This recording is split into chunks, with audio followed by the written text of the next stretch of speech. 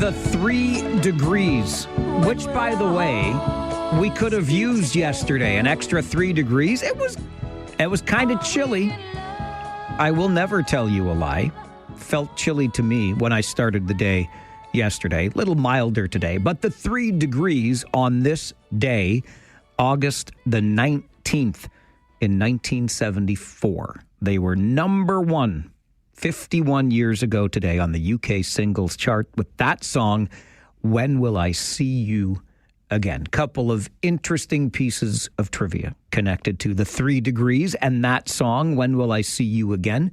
It was the group's only UK number one, and they just so happened to be Prince Charles's favorite group of the 1970s. As the king today, does he still enjoy the music of the 3 degrees? Perhaps. Those groups and songs we fall in love with when we are younger, they rarely leave our consciousness. So I'm going to say the king today does still enjoy the 3 degrees. And so we enjoy them as well as we begin this show together on Tuesday, the 19th of August here in 2025. Thank you very much. I don't say that enough. Thank you very much for stopping by, spending some of your time with us. I hope we leave you informed and entertained by the time we close things down today at 1. And remember, the minute we begin the show every day, our phone lines are open to you. Your participation is not only welcomed, but encouraged on this show because two-way conversations are far more compelling, at least from where I'm sitting. I did want to start, though, on a note that I should have mentioned yesterday and just want to extend condolences to the McKillop family, Bob Jr., and Barbara, the children of the now late Bob McKillop, a local sports giant. This man was a member of the Chicago White Sox organization for about 4 years before he became a star with the Kitchener Panthers. And Bob McKillop dedicated his life virtually to youth sports, participation in sports in this community. Inducted into the University of Waterloo Sports Hall of Fame in 1984, the Waterloo Region Sports Hall of Fame, and the Ontario Baseball Association Hall of Fame. That induction in 2019. Also awarded the Kitchener Sports Association Award of Excellence back in 2012. We lost the great Bob McKillop over the weekend, and I wanted to extend condolences to the family and recognize the achievements of the man who was such a giant in local sports in our community. They don't make him like Bob, and he was a terrific person to boost local sports in our community. So condolences to the McKillop family as we mourn the passing of a local sports giant, Bob McKillop, who passed over the weekend. 1, 2, 3, 4, 5, 6, 7, 8. All right, let's get to your Farwell Show 5 for this Tuesday morning. Number 1, Canada's largest airline will gradually begin operations today. Or restart, I guess we should say. That's after Air Canada and the union representing some 10,000 of its flight attendants reached a tentative deal to end the 3-day strike. Air Canada says the first flights are scheduled for this evening, but some flights will continue to be canceled until schedules are stabilized. Number 2, federal Conservative leader Pierre Poilievre is headed back to the House of Commons, winning a by-election in Battle River Crowfoot with more than 80% of the vote. In his victory speech, Poilievre said knocking on doors in a brand new community right after the general election was not a burden at all. In fact, it was fun. This has been a privilege. Getting to know the people in this region has been the privilege of my life. In fact, I've had a hell of a lot of fun. Whether it's been at the bronc matches or the rodeos or, walking into a parking lot, some guy I don't even know walks up and offers me a big bag of beef jerky. It doesn't happen in the city. Or another guy says he's got a four-wheeler and he tells me I can tear around town in it all by myself. He trusts the city boy to do that. I don't know what he was thinking, but I really love the people of Battle River Crowfoot. Number 3 on your Farwell Show 5 this morning, economists hoping to get more clarity today on how U.S. tariffs are affecting the Canadian economy. Statistics Canada is set to release its Consumer Price Index report for July. A poll of economists expects the annual inflation rate dipped to 1.8% last month, which is down from 1.9% year over year in June. Number 4, Prime Minister Mark Carney and Ontario Premier Doug Ford put the focus on making Canada globally competitive rather than securing a deal with the United States as they met yesterday in Ottawa. Carney and Ford were meeting on Parliament Hill as trade talks with the United States show little sign of progress.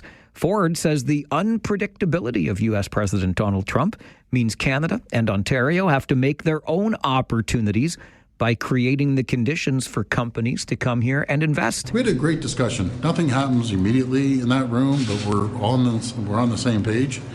We have a great partnership, and we're going to work jointly together to make sure that we're competitive and we create jobs. And number 5 on your Farwell Show 5 this morning, a big blow to the Kitchener Rangers offense. Star forward Adam Valentini, who signed an agreement to play for the Rangers back in June. You might remember the big media conference that was held to celebrate the signing of this star hockey player. Well, it seems like Adam Valentini has changed his mind. He now says he's going to play for the University of Michigan next year instead. Training camp for your Kitchener Rangers opens next week.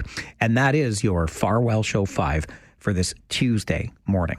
We'll take a break. When we come back, your morning wake-up call and something that's kind of been bouncing around between my ears for a few days. And I looked at some timelines, and I got to tell you, I think shocked would be a fair word to use here. And I feel like I might be screaming into the wind a little bit because so many of our local councillors are at the Association of Municipalities of Ontario conference right now in Ottawa. But I'll tell you what, for any of the 59 local councillors who are not at the AMO conference, call your friends and let them know that I'm a little chuffed at how long it's taken to get things done around here. I'll go into the details right after the shocking. These timelines, to me, are shocking. We'll talk about it coming up. This is the Mike Farwell Show, 570 News Radio and Rogers TV.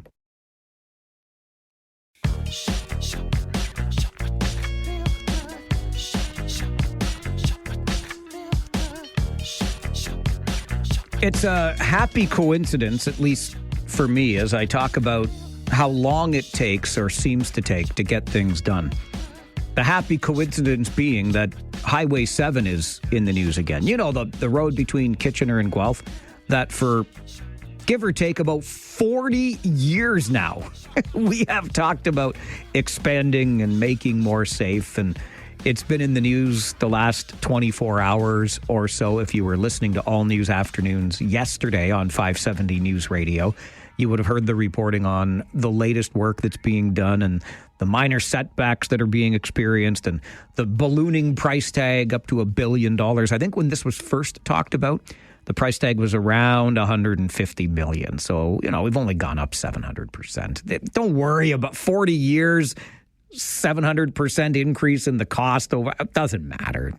But even this morning, Justin Kohler reporting on the Association of Municipalities of Ontario meetings that are happening, and Kitchener Mayor Barry Verbanovic saying he and our region will advocate for the prioritization of Highway 7. Like, what have we been doing for 40 years? Have we not been advocating that it become a priority? And I bring up Highway 7 because it's in the news again, and the length of time that it's taken, and how it's one of those projects that I personally feel like I don't know that I'll see it in my lifetime. I mean that sincerely. And I've said the same about all-day two-way GO service. We talk and we talk and we talk, and what's done? Nothing. I shouldn't say absolutely nothing, but nothing meaningful for this community when it comes to all-day two-way GO. And so it was maybe 2 months ago on this show that the Kitchener Central Transit Hub to be built at the corner of King and Victoria was in the news a little bit. And I raised the issue. I said, is this becoming our next Highway 7 or our next all-day two-way go. This transit hub that we talk about, we know it's supposed to be built. The land's been cleared. The signs have been posted. I mean, where's the hub? Why is it not built yet? And no sooner had we talked about that on this show than we got a minor update from the region of Waterloo that says we're moving forward with the Kitchener Central Transit Hub. Okay, so I decided, you know what I'm going to do? As the region tells us it's moving forward, I said, I'm going to look back. I want to get to the bottom of this thing, or the beginning of this thing. And you can find the beginning of it back in 2014, 11 years ago, when a steering committee was struck with 6 members, 5 of which are not even on council anymore. It's crazy to me. But that was the creation of the steering committee. So the kind of the vision for this central transit hub. Okay, 2014. If we're being generous, we can say the master plan was ready in 2016. So 9 years ago. Where's the hub? Where is the transit hub? 9 years. In that time, there was a developer successfully winning a tender bid to build it, and that developer has since gone. There was a completion date of 2022. 2022. That's 3 years ago. We still don't have a shovel in the ground. So if we're using the generous timeline of 2016, when the master plan was in place to build the transit hub, they had a 6-year window. 6 years, from 2016 to 2022, when it was supposed to be done, right? Well, if you believe the current estimates, it's going to be done in 2029. So from 2022 to 2029, it's 7 years when they originally thought it was going to take 6. What is going on here? How does it take so long? Towards the end of 2024, we were told that construction, this was straight from a regional councillor, told us in December of 24, construction on the transit hub is going to start this year. Well, guess what? The current timeline says construction will start next year. Why on earth does it take so long? Here's a little bit of perspective for you. If we go back to that original steering committee, the vision for the transit hub, 2014, okay? If, because I'm using an if here deliberately, if we finish by 2029, which is the current projected timeline, if we finish by 2029, we envisioned it in 2014, that's 15 years to build a building on the corner of King and Victoria. Do you know what else took 15 years from idea to completion? LRT.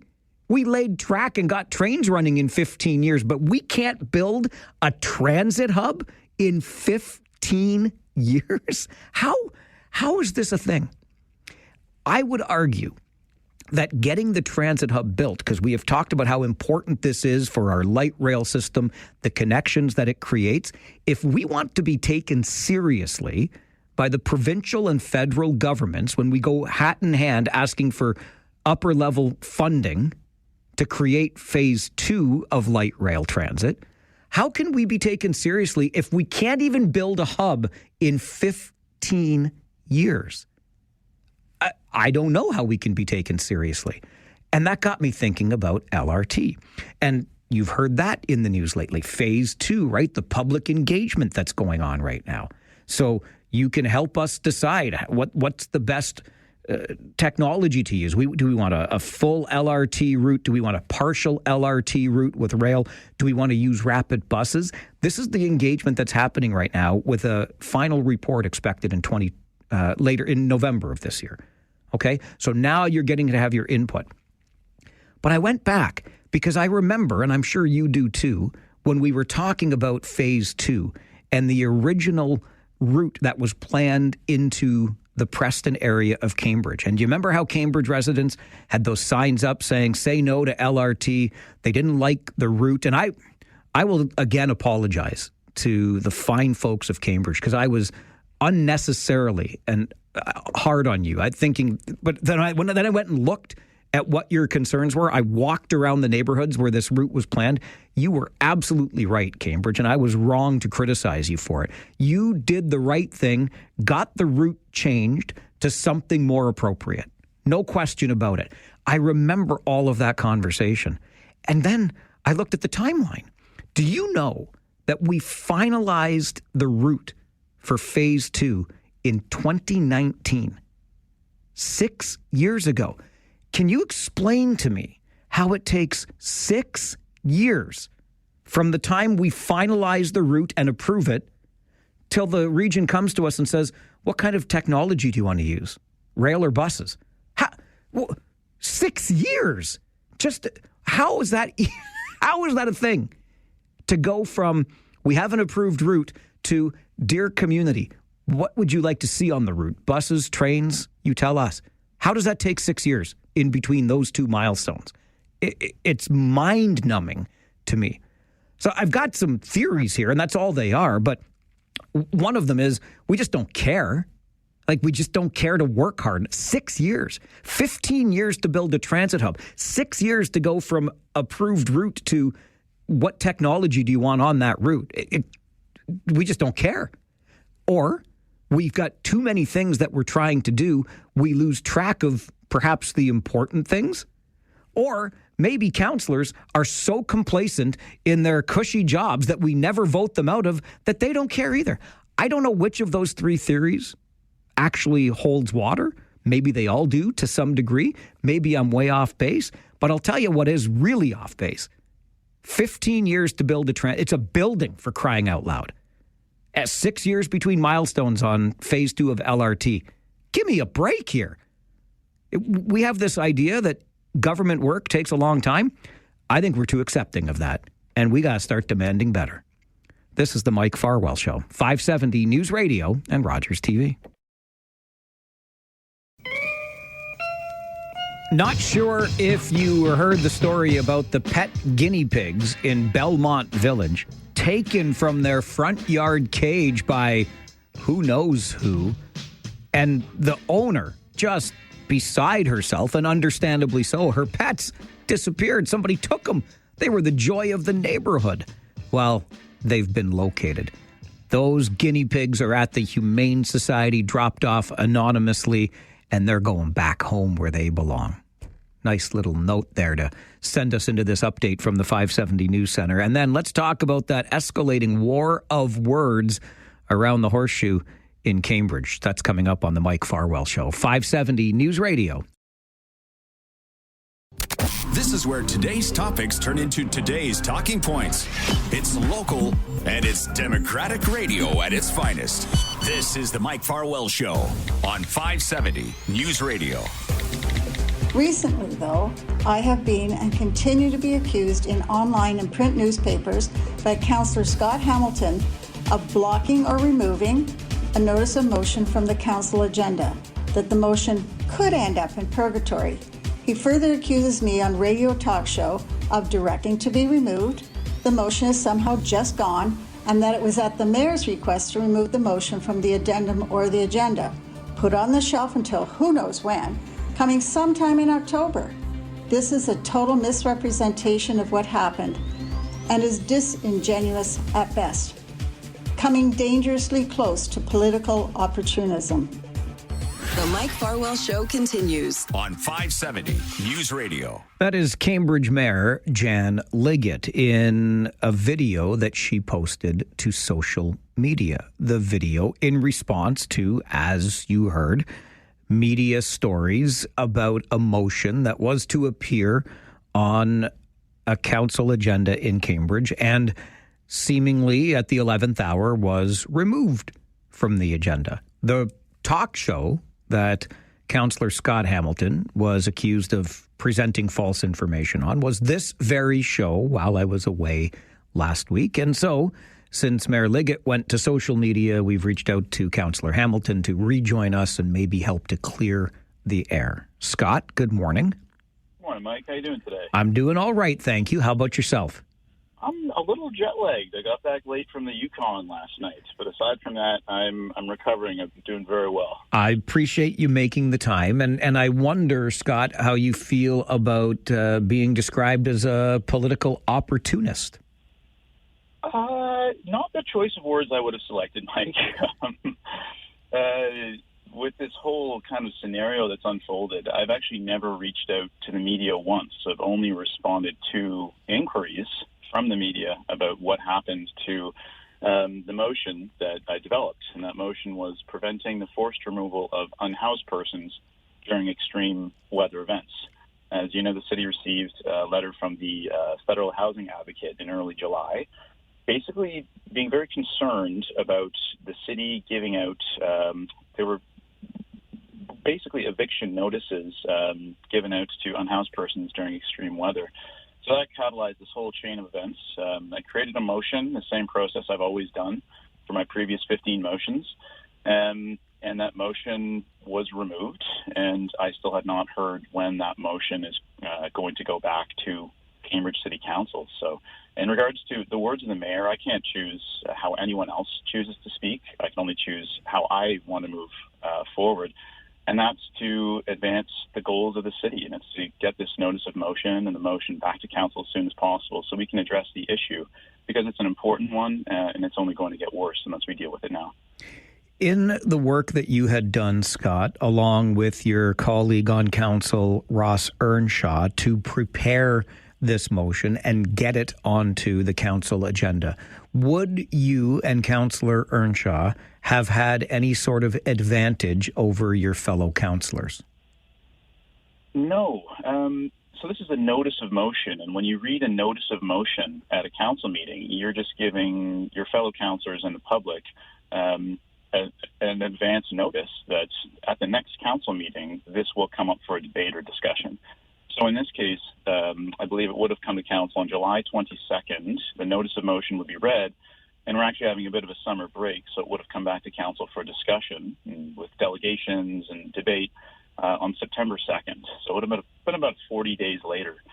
So there's no information that Councillor Earnshaw and I had that other councillors did not, and certainly no information that wouldn't be inaccessible by simply asking staff or using that 40-day period to reach out and to receive that information.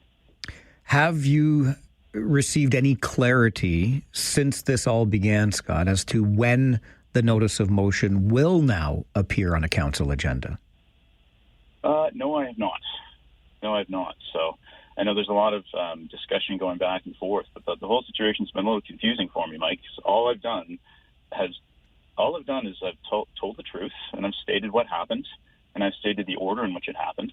And it's not hearsay. I mean, I have this all in a series of emails. I can go back and double check and see who said what and when. And so, again, the goal is to get that notice of motion back to council so we can deal with the issue of encampments and extreme weather as soon as we can. But there's no question, I think the process has been a confusing one and a disconcerting one. How do you get this notice of motion then back on the agenda? What do you do now?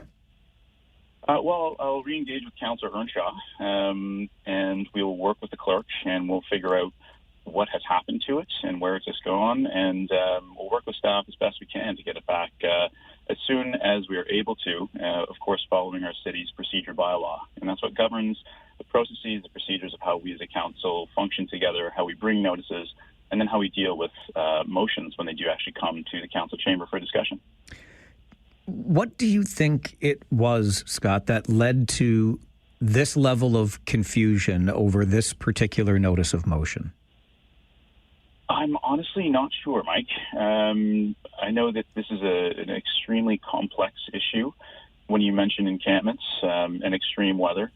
There are a lot of different agencies involved. There's a city bylaw, there's the region, there's the police. So I know complexity can always add a level of difficulty with any motion, right? But with something like this, I mean, municipalities are definitely facing the brunt of the housing crisis, and no one likes encampments. They're not safe, they're not sustainable, but they are an effort by unhoused persons to claim essentially their human right to housing, their basic need to shelter. And so that's something I think we need to really push for at the city is if we receive any letters from any federal agencies indicating that the city might be infringing upon the fundamental human rights of any of our residents, I think we need to take that very seriously. We need to address it as soon as we can. And that's the goal, the spirit of the motion when I brought it forward with Councillor Earnshaw, and that's the spirit with which we'll continue to advance it, because we need to help all of our residents, housed, unhoused, and this is not a problem that's going away, so we need to figure out how to deal with it as best as possible with the resources we have. We look forward to the conversation continuing, not just at Cambridge Council, but here on the show as well. Scott, appreciate your time this morning. Thanks for being here. Thanks, Mike. You too. Have a good day. Scott Hamilton is the Ward 7 councillor in the city of Cambridge. It was his notice of motion, crafted in cooperation with city staff in Cambridge, his fellow councillor, Ross Earnshaw, who would have seconded it so it could be on the agenda. This is how it works. You heard Scott talk about that procedure. The notice of motion appears, and then usually in the next 2 weeks, it will come for a fulsome discussion at council. That's why the notice of motion is served, so the rest of the council can have an understanding, do some homework on it, have access to all of those same resources that the councillors who presented the notice of motion have, and then it gets discussed and debated. But this is where we are at now in Cambridge, and it seems to be a little bit of a war of words between the mayor, Jan Liggett, and Councillor Hamilton, who said he wouldn't choose the words political opportunism because all he did was respond to requests from media, including this radio program that reached out and said, hey, what's the deal with the motion and what happened? Why did it not end up on the agenda? It's not as though Scott Hamilton was beating the bushes asking media to cover the story. And in response, Mayor Liggett posted a near 8-minute video to social media suggesting that she has been there was misinformation out there, and the story as presented was disingenuous at best. The root of all of this, of course, is how we deal with encampments in our community. And how we deal with encampments in our community continues to be an issue of much debate. Would love to know your thoughts. I mean, if you're sitting around a municipal council and the issue of encampments comes up, how would you like to see them dealt with? Would love to get your thoughts at 519-570-2545, star 570, and 1-800-570-5715. This is the Mike Farwell Show, 570 News Radio and Rogers TV. It's not hearsay. I mean, I have this all in a series of emails. I can go back and double check and see who said what and when. And so, again, the goal is to get that notice of motion back to council so we can deal with the issue of encampments and extreme weather as soon as we can. But there's no question, I think this, the process has been a confusing one and a disconcerting one. A confusing and disconcerting process, says Cambridge Ward 7 councillor Scott Hamilton, when following procedure, the same procedure that you see play out at every municipal council, where a notice of motion is brought forward so the rest of council understands that in about 2 weeks' time, when they meet again or on the given date 2 weeks out, they will discuss in greater detail and debate the motion. And this particular motion in Cambridge was to be around how the city responds to encampments in extreme weather events and whether or not some protections should be put in place for those living in encampments when the weather is extreme, either extreme heat or extreme cold.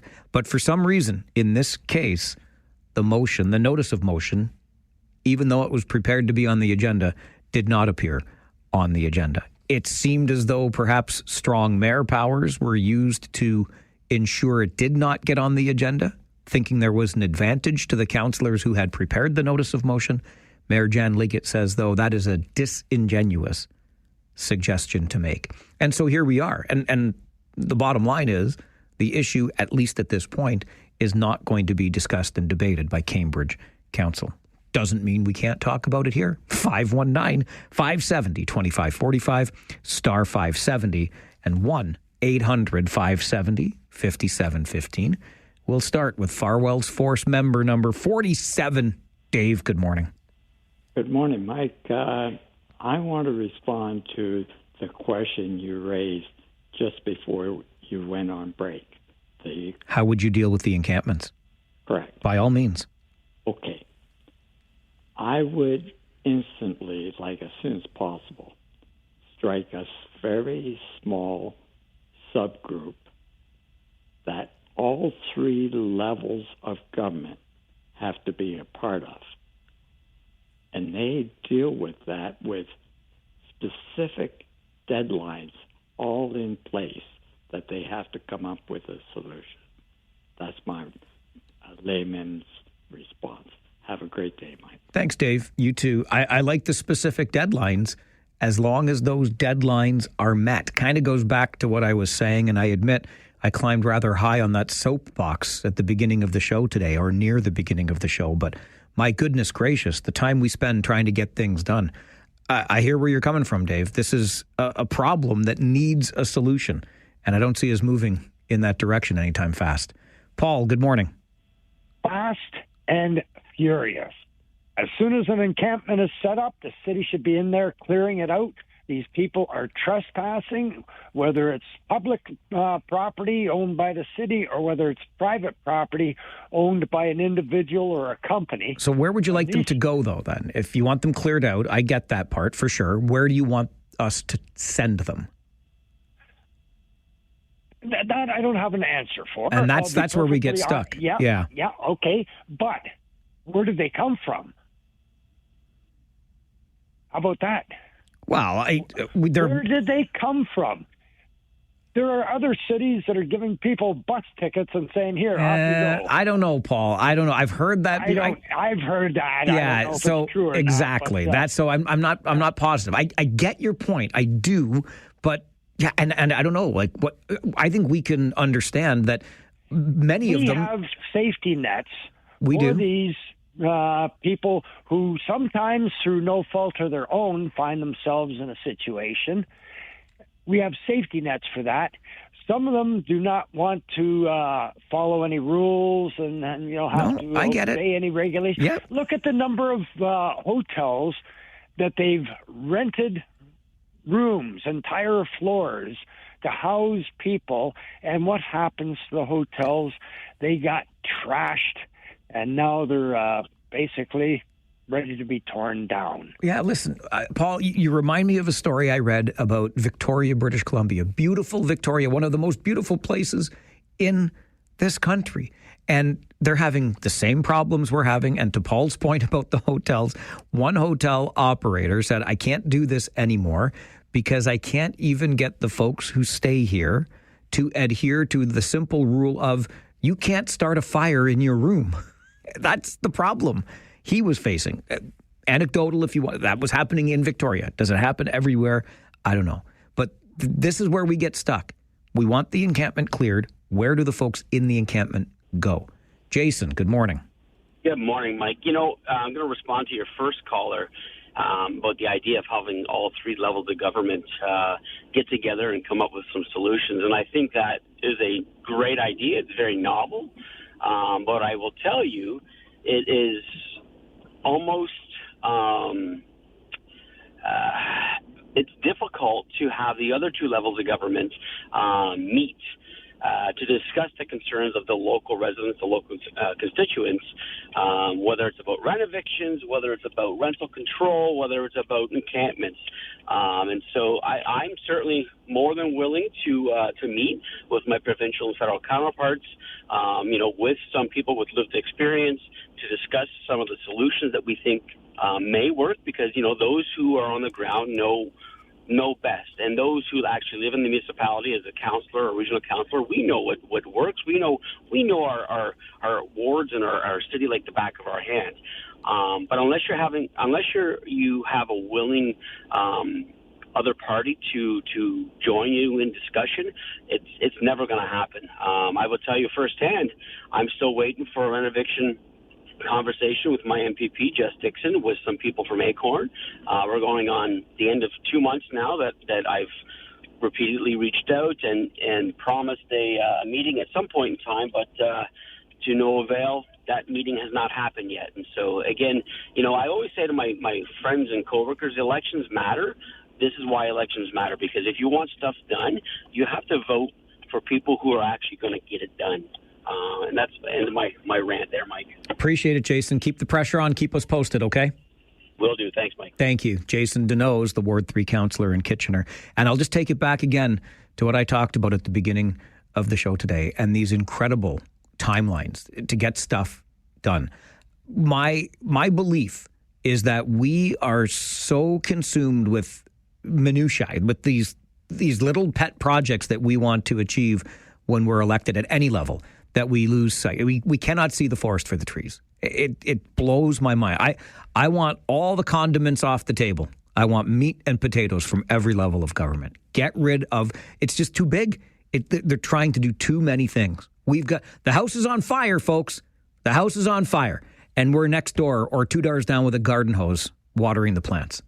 This is the Mike Farwell Show. 570 News Radio and Rogers TV. I would love to keep taking calls on this. And Bob, I'm sorry I'm out of time now. But remember, noon to 1, open phone lines, the talkback hour, okay? We can come back to this issue and so many more between noon and 1 every day. Heck, I'd like to just take your calls and dominate the conversation during this show for all 4 hours. But there is other business to take care of, including the update from the 570 News Center that I'm about to send you to right now, our colleagues and experts with the news update. And then we have to move on to other issues. There are so many issues to discuss, like those menacing e-scooters on the sidewalks. They're a menace to pedestrians, aren't they? We'll talk about it coming up. This is the Mike Farwell Show, 570 News Radio and Rogers TV. This is where today's topics turn into today's talking points. It's local and it's Democratic radio at its finest. This is the Mike Farwell Show on 570 News Radio. I was struck by a bicycle on King near Herb on the sidewalk, where you have created a bike lane on a walkway junction with no curb protecting pedestrians. Yes, curbs should always keep cars, bicycles, e-scooters, and e-bikes, and any other battery motorized vehicle off of the pedestrian sidewalk. E-bikes brush past us from behind. E-scooters come straight at us and from behind. We see rented devices ridden on the sidewalk. The Mike Farwell Show continues on 570 News Radio. That is Arnold Radford, who made an appearance before Regional Council last week. And if I may editorialize for just a moment here, Arnold Radford is the smartest person I've ever heard. Maybe also because he was making that presentation at the same time a column I had written for the Waterloo Region Record appeared, and it was in that same vein. We've talked about it on the show. So many battery-powered vehicles on our streets, trails, sidewalks, so little experience of the people using them, and it's creating a problem. The smartest guy I know, Arnold Radford, joins the show this morning. Arnold, good morning. Well, good morning, Mike. Thanks very much for having me on. It's a pleasure. Thank you very much for putting yourself out there to make Regional Council aware of your concerns. What have your experiences been like on the streets and trails of Waterloo lately? Well, it's shocking. As I described it being the Wild West, it truly has happened. We seem to have lost all ability for pedestrians to be held as the rightful owners of the sidewalks. And as someone who raced bicycle in the 80s, I trained and raced competitively interprovincially. I'm somewhat of a pioneer of the cycling community, and I look at what's happened to the ability for pedestrians to be safe, and I can't be quiet about it. I had to speak up. So what would you like to see the region do to help keep pedestrians safer? Well, I think what needs to happen is e-scooters, e-bikes, they really do need to be set and put to jurisdiction as being off of shared trails, certainly not on sidewalks. Currently, they're not allowed to be on sidewalks, but they've made their way to them. So there needs to be action that sets the rules and makes sure that people know the rules, because I think there's a lot of lack of information out there. When you were cycling as avidly as you used to, Arnold, you made mention of that a moment ago. How did you go about getting in those training rides while also respecting other road users? Well, certainly never on a sidewalk, always training rurally. Even when I was heading out to training rides, I'd usually put the bike in the car just to avoid riding on city roads. Even back in the 80s, there were certain roads that I stayed away from. As I said to council, all those years training and racing, I never once broke a bone, and I certainly don't want that to happen on a pedestrian sidewalk in uptown Waterloo. The whole thing is you have to be smart, and I don't see cyclists, I don't see a lot of scooters participating in a smart fashion. You have to realize that cars are big, and if you get in their way because you feel you are entitled to be weaving or doing something or crossing a road, you're going to cause an accident. So I thought it was important that there was a voice from someone who's not anti-cycling. I'm certainly not anti-people having a scooter or owning a scooter, but really there needs to be definition that these devices are not toys. You need to be wearing some protective helmets and protective even wrist and elbow guards. Some of the injuries I'm reading about, and you focused on a lot of that in your article, people need to be smarter with what they're doing. No question, and this province leads the way in Canada when it comes to hospitalizations related to e-scooter injuries. So it's a real concern from that perspective as well. How, Arnold, did Regional Council receive your presentation? What was your sense of their response to you? Well, I believe there was some positive aspect to how it was received. I know that Chair Redmond took some exception to a choice of word I used, being the word negligent. She felt it was somewhat of a legal assault on council. And, as I explained, I wasn't there to insult anyone. I was there to inform. And technically, the word negligent is defined as not doing something correctly. So, you see it. I see it. Many people I know see it. I've had people reaching out to me, finding my email, my business email, my company website, asking, are you the man who's standing up against these scooters on our sidewalks? And people are responding. They're actually finding satisfaction that discussion is now underway. It's not something that's being served to us. It's something that we are deciding we might not want to have any of this. It's just not working as it should. It's funny because my email address is published along with my weekly columns, and I got a significant number of responses to this particular column. I don't get that many for every column, I can assure you of that. I just want to go back to what you said there a moment ago, Arnold, about negligence. Did you accuse the region of being negligent in their allowing, for example, e-scooter rentals, or were you talking about the operators of these scooters being negligent? Perhaps both. Well, I was defining both, that once you start placing scooters on sidewalks, do you expect that people aren't going to ride them on sidewalks? It's one of those things where you have to realize that your actions create the problems that the citizens, the pedestrians, are now experiencing, whether it's uptown Waterloo. I've had people commenting, in their neighborhoods, in their trails, in their areas where they used to feel safe walking.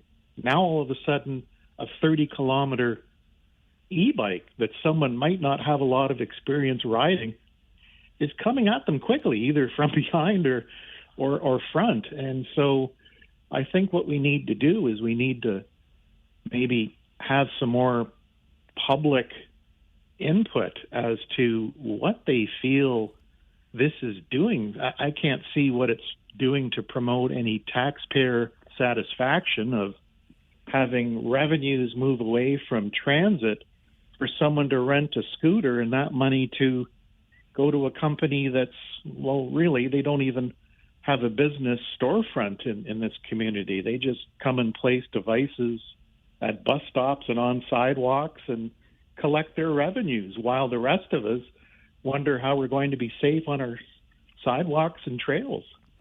It's a great point, and I'm glad you raised the issue as publicly as you did. Arnold, thank you very much for being a part of the show today.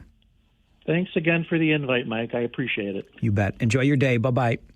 Bye now. Arnold Radford presented to Regional Council last week about his concerns around these battery-operated vehicles, and I will use that word deliberately, on our sidewalks, on our trails, in areas where pedestrians have long had the rule of the area, as they should. They're walking. That's what a sidewalk is for.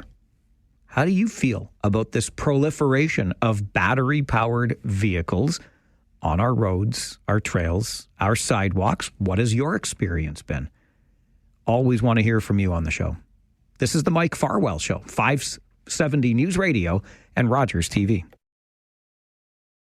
People are responding. They're actually finding satisfaction that discussion is now underway. It's not something that's being served to us. It's something that we are deciding we might not want to have any of this. It's just not working as it should. Arnold Radford is a Waterloo resident who appeared before Regional Council last week to appeal for support. As a pedestrian, he has been hit by somebody riding an e-scooter. You know those ones that you can rent. They're the orange things that are around town. And you get on one, and yeah, it says you can't ride the scooter here and you must wear this protective equipment, but few, if any, do. And then they just take off. And these suckers move. They move fast. And not only are they causing problems for pedestrians, but I think the way they move around traffic causes problems for other road users, be they bicycles or vehicles. And it just goes on and on. I get the intent here. We want to give people new ways of getting around, completing that quote-unquote last mile, right? You get off your bus, you hop on a scooter to get home, and whatever the case may be. We want environmentally friendly, there are no emissions, et cetera, et cetera. The barn door is way too wide open here. These things fly. They absolutely fly around our streets, our sidewalks, our trails, and the people at the controls of them often have little experience. And the injuries that are reported, increasing in number, particularly young men are the ones being injured. And these are not just bumps and bruises. These are sometimes catastrophic head injuries. And yet we just, rent this scooter, buy it for your kid. We need regulation. We just do. It's not anti-cycling. It's not anti-scooter. It's pro-common sense. I say anything with a battery gets regulated. If you're not moving it on your own power, it needs to be regulated. Because if you run into somebody and injure them, where's your insurance policy to cover their injuries? Anyway, that's my 10 cents on it. Let's get to the phones here from you. Paul, good morning.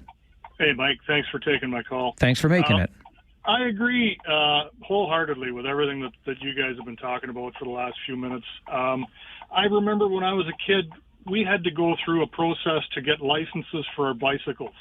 And I can't remember when that all got dropped, but I don't know if that's part of the answer for this, because I see the same thing. It's usually younger kids. I've got two bad experiences. They've been riding side by side, coming at me on the multi-use paths, and they come around a corner and bang, everybody's in the same space, and there's nothing you can do. The second terrible thing that happened, it was just a matter of God's grace that nothing bad happened. I was at Fisher Holman and Westmount and turning right onto Westmount, and that's a dedicated right-hand lane, and there's an island that divides the straight-through lanes with the right turn lane. Well, there was a dump truck in the curb lane, so I couldn't see the most of the walkway coming across Fisher Holman. I stopped and I proceeded to make my turn, and a kid came flying across from in front of the dump truck on one of these things right in front of me. The only time I had to stop was that split second where I saw him on the island, and how I wouldn't have hit him, I don't know, but I think something that they got to license them, train kids. I don't know what the answer is. It's tough now that the barn door is open, but I'm glad somebody's talking about it. Thanks, Mike. Thanks, Paul. Appreciate the call, by the grace of God. And I remember those licenses we used to get for our bikes. I sure do. Bob, good morning. Hi, Mike. How are you? Good, thanks. Okay. I have a question. I want to cut the last bit of what you said there about battery-operated vehicles having restrictions on them. Yes. Okay. Now, I think I know what you mean, but I told you before I have mobility issues. Yes, this would not apply to mobility vehicles at all. Okay, that's just, like I said, I was pretty sure I knew what you meant, but yeah. Yeah, and that's just it. And, maybe I would take that a step further. I mean, this is a work in progress kind of in real time for me. How about this? Because those mobility scooters that folks use, what do they move at? Maybe 10 kilometers an hour? I don't know. But they certainly don't zip around like these other things do. So anything over 10 kilometers per hour needs to be regulated, licensed, or let's just slow these scooters down. And the bikes. Who pedals a bike anymore? I see it all the time. You're just sitting there on the seat, letting the battery-operated motor move you. Kyle, good morning. I feel targeted. You feel targeted? I got an electric scooter, and I go around, and my girlfriend bikes next to me, and we do the exact same speed. She will do 30 kilometers an hour easily going on in that bike while I'm just trying to keep up on the scooter. So the fact that you guys just want to regulate everything, come after just electric scooters. I had a great time using the scooters when I was down in the States. Same thing, like Waterloo region. Got off the airport, took the Uber to the hotel, picked up on the scooters, and I did my whole touristy thing for the day. Well, and you know what, though, Kyle? You're an adult and a licensed driver, and I think that experience probably makes you one of the more respectful, courteous scooter riders. But I've seen where I've been on a scooter and I've been cut off by people on a bike. So should we start regulating those people on a bicycle that pedal that will do faster than my scooter does? Well, it's been talked about some way, somehow. Everything is a tax grab by the end of the day. We just got to license everything because the city or the township or whatever wants more money, and I get really sick of that. Okay. And that's where I kind of have a problem because now it's like, now these scooters are a problem. Well, it's always been a problem when I'm driving a car and you got a bicycle cutting in front of me, not signaling or not knowing how to properly use our hand movements and stuff. But some of these scooters have signals and stuff that work, and they've got full lights, and you hit the brakes and it starts flashing. I don't see some of these bicycles that people have. So I don't know. I think that it's just, we're focusing on scooters and we're not focusing on everything else around it. Just not just scooters, but everything as a whole then. All right. I don't think that we should be just one thing. Thanks, Mike. Thanks, Kyle. I want to get to one more before the break, but it's been talked about before too with bicycles. Regulated, licensed, insured because of the way they are operated at times. But Kyle, I get your point. You feel targeted. Joe, good morning. Morning, Mike. Yeah, my son and his best friend, they've got these scooters. They don't drive like idiots, and they don't put other people at risk. But I'm worried that they put themselves at risk because they've already wiped out multiple times. And my son has had a concussion already, and his friend got messed up pretty good. But his last scooter before this one went 70 kilometers an hour. Come on, 70. I am not friggin' kidding. This one is even faster. It can top out somewhere in the neighborhood at 80 or more. They take them on the roads. They got like dual motors, and they go whipping on the roads. And they go from town to town. You know what I mean? Yeah. See, I can't even imagine that, and I got to go for time. But thanks for weighing in. 70 kilometers an hour, and you don't need a license for these things. They shouldn't be insured. Come on with your coming on. It's the Farwell Show. 570 News Radio, Rogers TV. Our new Mark Carney-led federal government is reviewing innovation programs, including those that help startups protect their ideas. What's at stake here, and how do we keep innovation flourishing in Canada? That conversation coming up on the Mike Farwell Show, 570 News Radio and Rogers.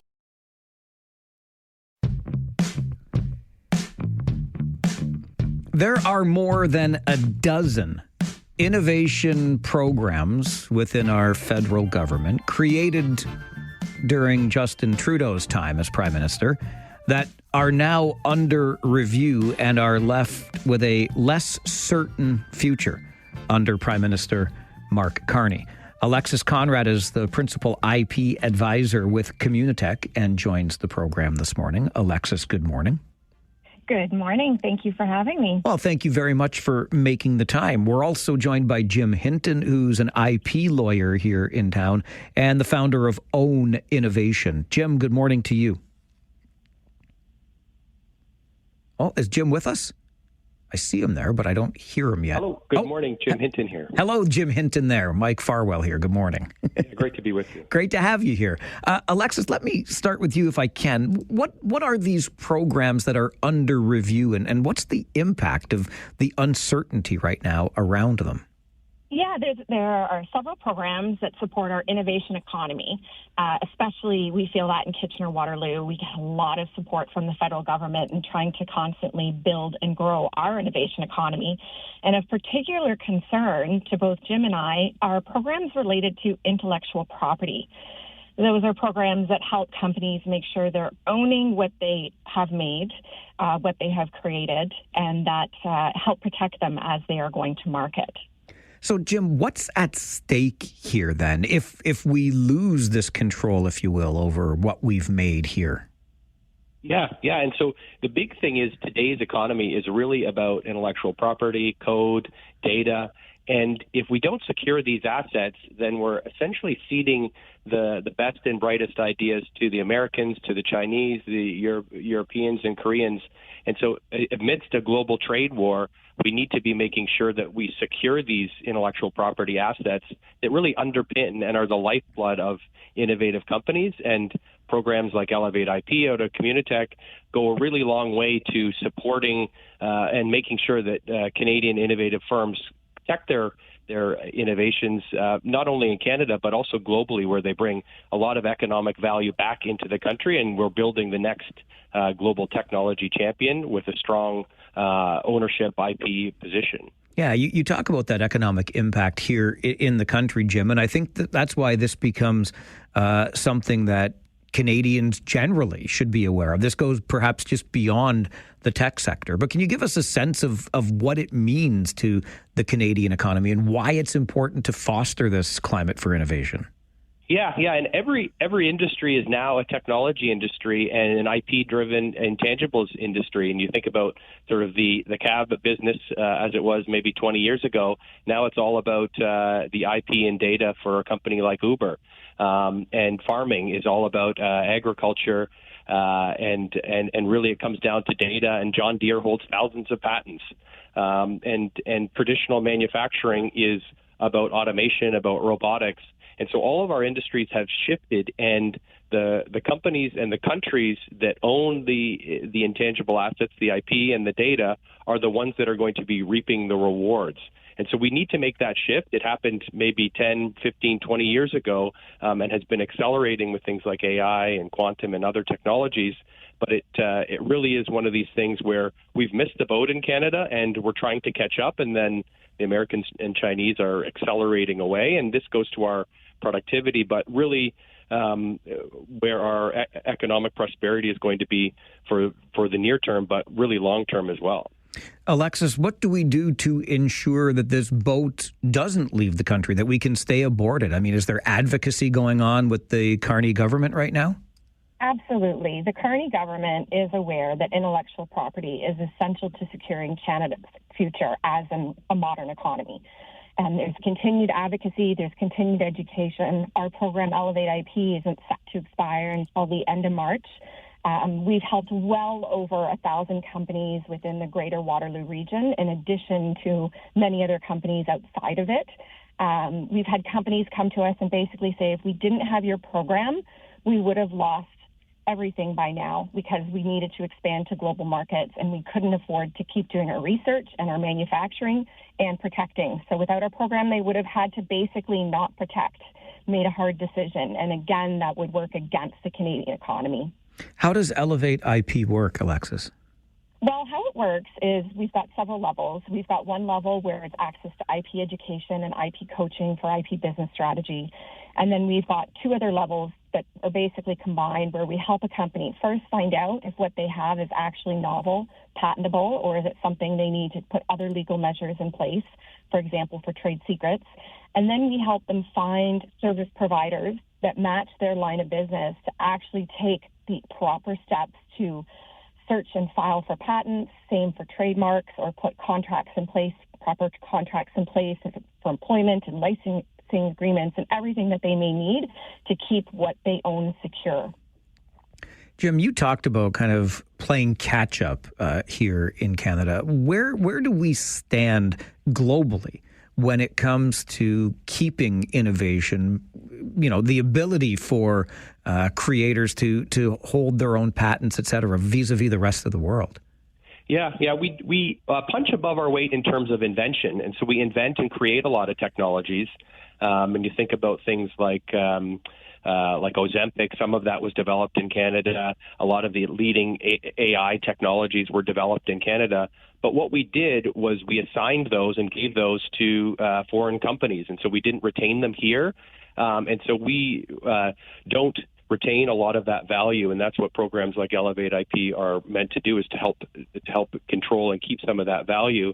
And really, it's that economic impact. If we don't have those large global scaled companies like we have or had in the community here, like Research in Motion and other innovative companies, then you don't get that those big $1,000 or 1,000 people jobs and companies.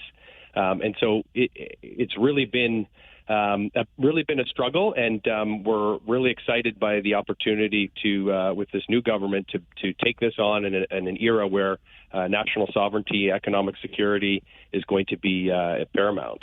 I'm glad you look at it as an opportunity, because I'm wondering if we're at some sort of tipping point here with these programs under review and any concern there might be in the industry, Jim. Yeah, and so there's a lot of those programs, they've canceled themselves, and so they started and they went Digital Adoption Program. SDDC was a program they sort of had to roll in, and so there's a lot of things that they created and they ended on their own accord. But really, where there are successful programs like Elevate IP, like the Innovation Asset Collective, that really focus on intellectual property and the intangible assets, we need to be doubling, tripling down, or adding another zero to those budget items, and then trimming where the programs don't make a lot of sense. We're here in Southwestern Ontario, electric vehicle, battery manufacturing, things like that. There's billions and tens of billions of dollars being put into that, whereas these IP programs are relatively small compared to the outsized sort of anchors that we're putting on to those other programs. So we need to really align and shift our resources, not spend more, but shift them to where and what really matters, and that's IP and data. I'm sure many share your interest in protecting these precious assets here in Canada, and we look forward to watching the review here and keeping these conversations going. Jim, Alexis, thank you both for joining the show this morning. Thank you for having me. Alexis Conrad and Jim Hinton joining us on the show. Jim is an IP lawyer and the founder of Own Innovation. Alexis Conrad, the principal IP advisor with Communitech. More than a dozen Trudeau-era innovation programs have a less certain future under Prime Minister Mark Carney, but as you heard Jim Hinton say, this is being viewed as an opportunity as opposed to a threat, and hopefully we can keep these precious intellectual property assets here in Canada and reap the economic rewards from them. We'll take a quick break. When we come back, teeing up to support a women's shelter in our region. That story is next on the Mike Farwell Show. This is 570 News Radio and Rogers TV.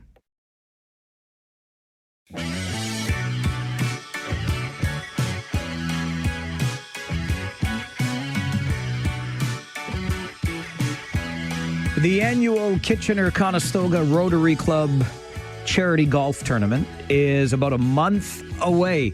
It'll happen on Monday, the 15th of September at Rebel Creek Golf Club. And among the causes being supported is Women's Crisis Services of Waterloo Region. Pleased to be joined by Chris Sweeney, who's a director with the Kitchener-Conestoga Rotary Club. Chris, good morning. Good morning, Mike. How are you? I'm excellent, thank you. How about yourself? Great. Glad to hear it. And Jennifer Hutton is with us as well. Jen is the CEO at Women's Crisis Services of Waterloo Region. Good morning to you, Jen. Hi, Mike. How are you? I'm great, thank you. How about yourself? I'm doing well. Glad to hear it.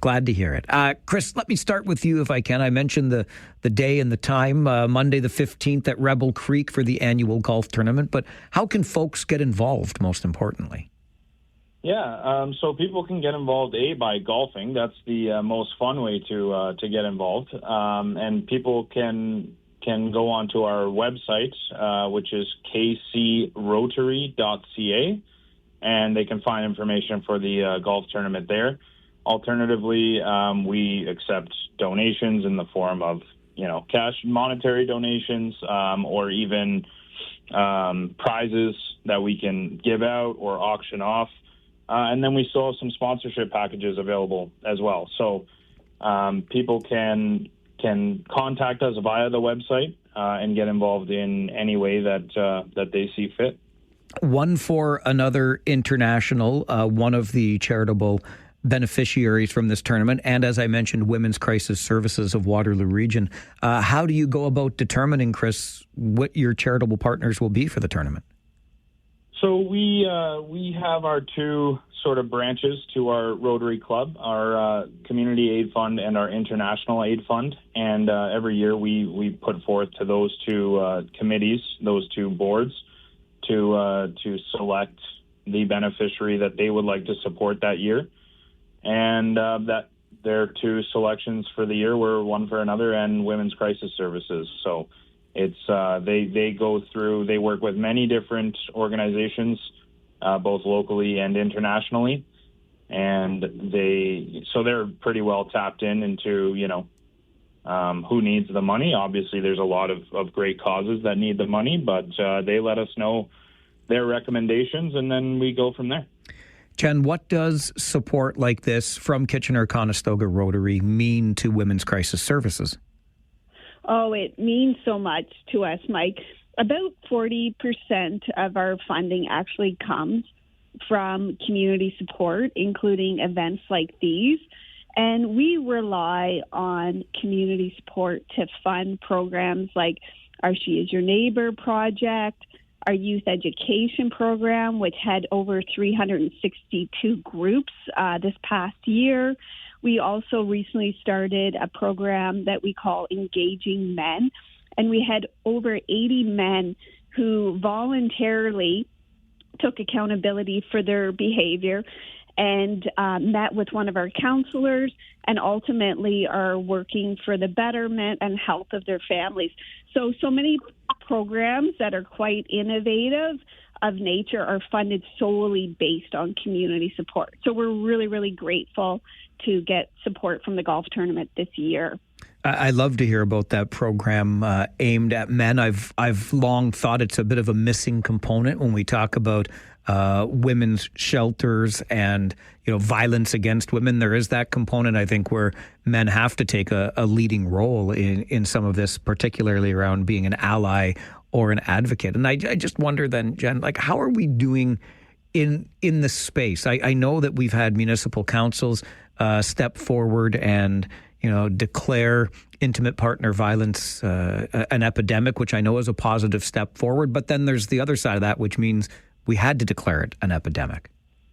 Yeah, absolutely. There's so many reasons why that declaration needed to happen. And I think what you're alluding to is, it's great to make these declarations, but we need to have the action happen behind those words. And a lot of that's really coming through our community safety and well-being plan, where we're really working together with other organizations who are also doing this work, like our local family violence project, to really try to make a difference and to run programs like Engaging Men is what's actually going to make a difference in the long run. It's so important that we focus our efforts on prevention and early intervention so that we can avoid some of the downstream impacts, whether that's police calls, the need for shelter, that kind of thing. So we're really have turned our mind to how can we focus on preventing the issue in the first place. Chris, I know that anyone who joins a service club tends to be of a certain mindset from the very beginning when they join such a club. But how fulfilling is it for you as a member of Kitchener-Conestoga Rotary to know the impact that you can make through a golf tournament like this? Oh, it's terrific. I mean, we get to hear a lot of presentations through our club from directors of these organizations, such as Jennifer, who came out and presented to our club. And just to be able to see, A, what people are doing in the community and internationally to support others, and B, knowing that we can be a part of that, it's a great feeling, and I wouldn't rather be doing anything else. I have a feeling that come September the 15th, it won't be quite as hot and muggy, so it'll be a great day to get out and knock the golf ball around at Rebel Creek. We'll see if we can get some more golfers out there for you. Chris, thanks for the work that you do with Rotary and for being with us today. And Jen, to you and the team at Women's Crisis Services, keep up the great work, and thanks for this. Thanks, Mike. Jennifer Hutton is the CEO of Women's Crisis Services of Waterloo Region, and Chris Sweeney is a director with the Kitchener-Conestoga Rotary Club. Their annual charity golf tournament is set for Monday, the 15th of September at Rebel Creek, and Women's Crisis Services of Waterloo Region, along with One for Another International, will be the charitable beneficiaries this year. The key is filling up that golf tournament, or if you can't be there, maybe sponsoring in some way, making a donation. Details can be found at kcrotary.ca/golf. Help out where you can. This is the Mike Farwell Show, 570 News Radio and Rogers TV.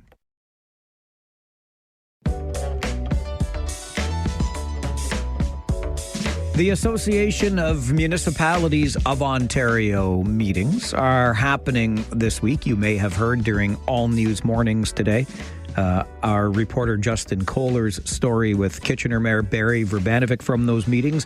We will check in at the meetings today with one of our newer regional councillors to find out what his priorities are, what he hopes to advance at these meetings, and what a councillor gets, the benefits of attending a conference like this. We'll check in with Regional Councillor Matt Rodriguez before 11:30 this morning. And right after this update from the 570 News Centre, class sizes in Ontario, are they worth fighting for at the bargaining table?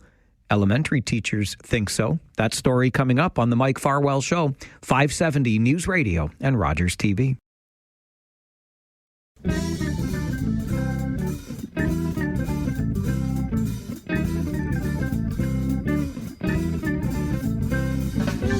Just in case it was sneaking up on you, the weekend after this one is the Labor Day weekend. So yes, that means you get a 3-day weekend with the Monday being the holiday, but we all know what happens after the Labor Day weekend, right? The new school year starts. Yes, we are that close to a new school year. And the Elementary Teachers Federation of Ontario has launched a new campaign called Smaller Classes, Big Difference. The idea that reducing class sizes must be a top priority. Such a priority, in fact, that it will be a focus in the next round of bargaining with the province. Jeff Pellick is the president of the Elementary Teachers Federation of Ontario here in Waterloo Region and joins the show. Good morning, Jeff. Good morning, Mike. Why are class sizes so important? Well, it really comes down to the individualized attention that teachers can give. And you know, we are looking at particularly the grade 4 to 8 class sizes in our campaign here and trying to reduce them down to an average of 24. And some of those classes, depending on the school and where it is, and often it's the newest schools, we have class sizes above 30, if not approaching 35. And that is just far too many students for one teacher to be able to tailor individualized programs and individualized instruction to that group. And, you know, there's been a lot of push in the last couple of years, particularly because of the Right to Read report and changes to literacy instruction that really require small group instruction. And that's just not possible when you have so many children in front of you, and you really have to focus more on classroom management than instruction. Many of us will remember, Jeff, if we are of a certain vintage, and I'll raise my hand in that regard, but a time when we were in elementary school and class sizes were approaching 30, if not a little bit more. What's changed?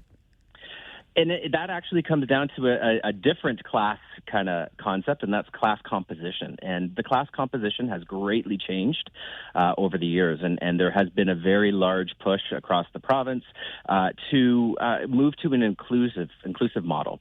So children of all needs, of all exceptionalities, closing many of the congregated programs that were in Ontario in treatment settings. And so, and really, it's a great model to have students with a variety of needs and a variety of learning needs that they have.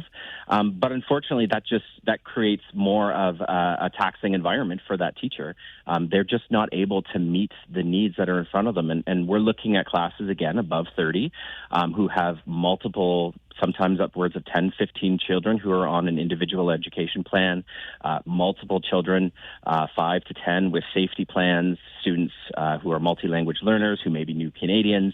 And that really does create a really bad situation where that teacher is just not able to support all of those learners in the classroom. So it's class composition that has really changed in the last 25 years.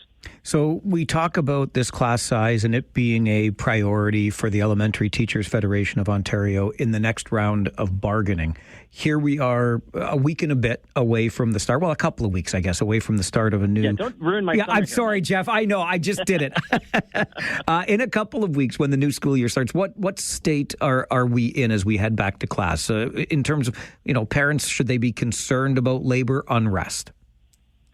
Well, we still have a year of our collective agreement to go, and that means over the next year we'll be preparing and getting members energized to kind of begin to have these conversations. And I think it's really important for parents to hear that time and again, before our collective agreements expire, we survey our membership and we say, what is your priority in this round of bargaining? And time and again, it's not wages per se, it's class sizes. It's more time for those students and more support for the students who may be struggling the most and our most vulnerable learners. That is what elementary teachers care about, and that is what we'll be pushing in our next round of bargaining. And so really, it's always a little bit of labor unrest, but teachers, at least the elementary teachers in our region and across Ontario, are really doing it for the students and to try to get more supports and improve our education system. That's really our major goal. How is the relationship currently with this education ministry? Well, it's a conservative government, and so it's I think we're facing an uphill battle. From what I've heard from our provincial counterparts, things are always a little bit strained, and there's not a lot of consultation with frontline workers and their unions. And I really do hope that there's a genuine interest to bargain here, because we know class sizes are not a cheap ask. But again, it's our number one ask. It's the thing that I think most teachers in our region and in Ontario want to see change. So you mentioned, Jeff, that we're heading into the last year of this current collective bargaining agreement. What does this process look like then over the next 12 months so that we hopefully avoid some sort of 11th hour, labor unrest, possible strikes, whatever might happen? I mean, are there check-ins? Is there regular dialogue with the education minister over the next 12 months? Absolutely, and there is a very set process, and ETFO generally issues their notice to bargain with the employers very early.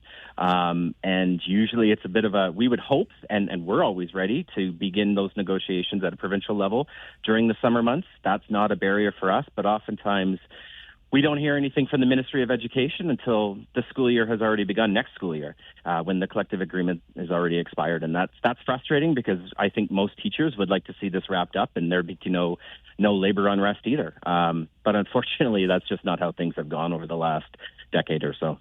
I know families would appreciate the same thing, so we'll hope for the best. But certainly appreciate your time during the summer break, and please do enjoy what's left of it, Jeff. Awesome. Thank you, Mike. Thanks for the time. Bye-bye. Anytime. Jeff Pellick, he's right about that. Anytime. Jeff and I have had many a conversation on this show. I like the way he does the job that he does. He is the president of the Elementary Teachers Federation of Ontario here in Waterloo Region, and the latest campaign from that Elementary Teachers Union here in the province, which represents more than 84,000 educators in Ontario, class sizes. And as you heard Jeff allude to there, because we talk about this a lot, right? Well, when I was in school, class sizes were this big or that big. The composition of the classrooms is different today as well. So the number one issue that elementary teachers want to see taken to the bargaining table is the issue of class size. Right now, primary grades 1 to 3 are funded for an average class size of 20 students, but funding for junior grades 4 through 8 supports a class size average of 24.5. And there are currently no caps on class size for grades 4 to 8. As you heard Jeff say, the union recognizes it's an expensive ask, but still, after surveying the membership, it's the number one priority when they head to the bargaining table. Sometime, we will hope, over the next 12 months. This is the Mike Farwell Show, 570 News Radio and Rogers TV.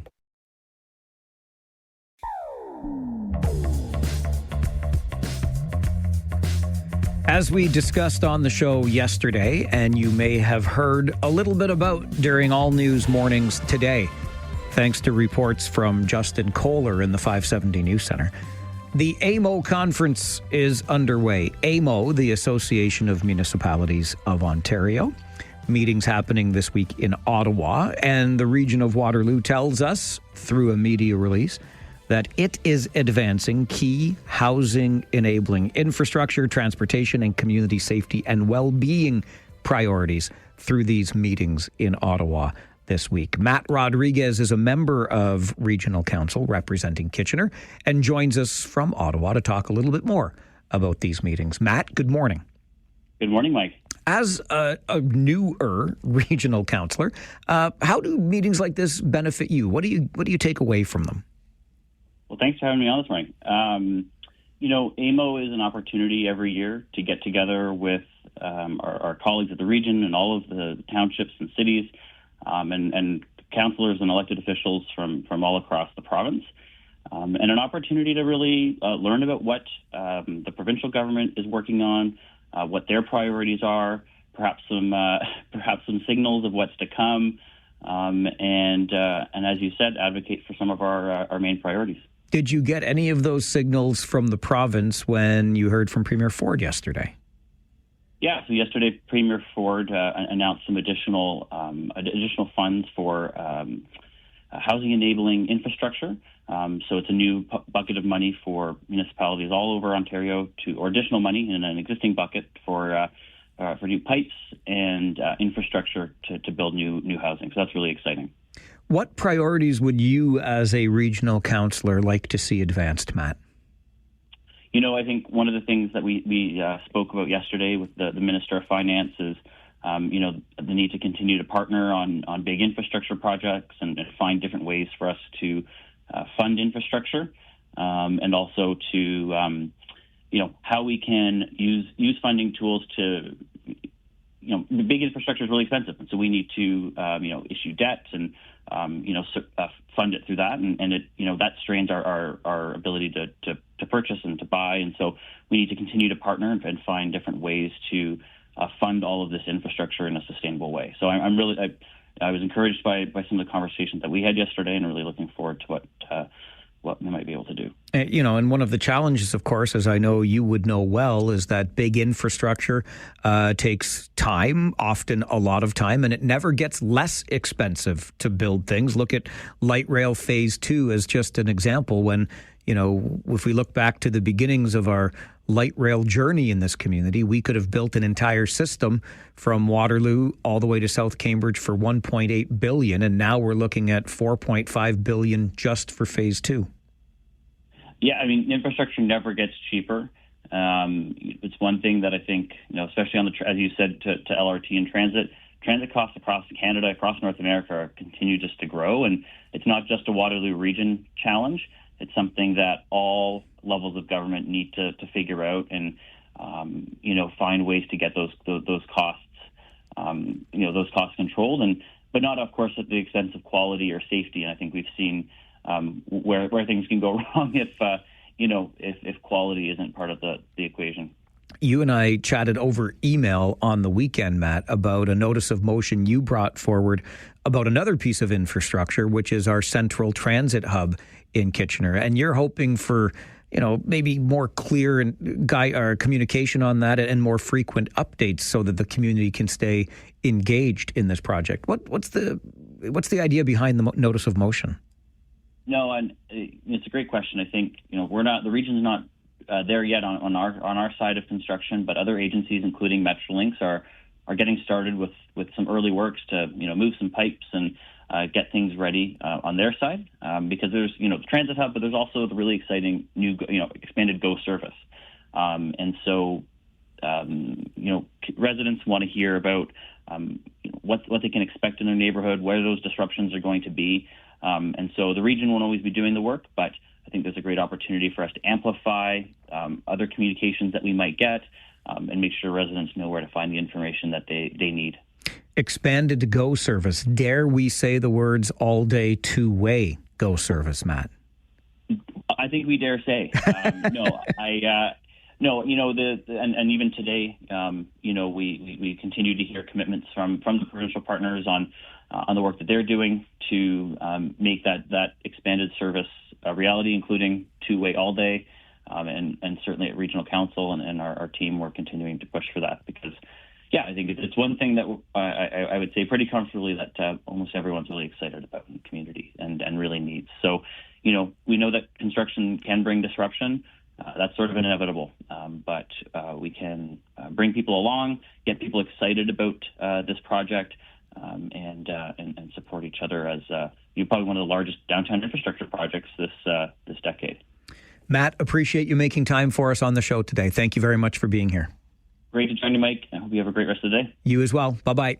Take care. Matt Rodriguez is a regional councillor representing Kitchener. I asked deliberately about that big infrastructure project. You heard Matt even say right at the end there, one of the largest that we've seen in downtown Kitchener, this central transit hub. And I'll just take you back to the beginning of the show. And I know it sounds like a little bit of an old saw here. Well, we're moving too slowly. The pace of government doesn't move quickly enough. But when I broke down some of the timelines, my gosh, you hear Matt talk about getting people excited about the project. It's awfully hard to keep people engaged and excited when things just drag on and on and on. And I truly do worry that we have just grown far too complacent in the idea that, well, it's a government project, it takes long. Fine, long, but not interminable. It's too long. It is truly, in my opinion, it is far too long. And I think we've just grown too comfortable with the idea, well, it's a government project, it takes a long time. Yeah, but not that long. And I think we really need to start demanding better, and hopefully some fresh perspectives and new energy like Matt's on councils in this community can help us get moving in that regard. This is the Mike Farwell Show, 570 News Radio and Rogers TV.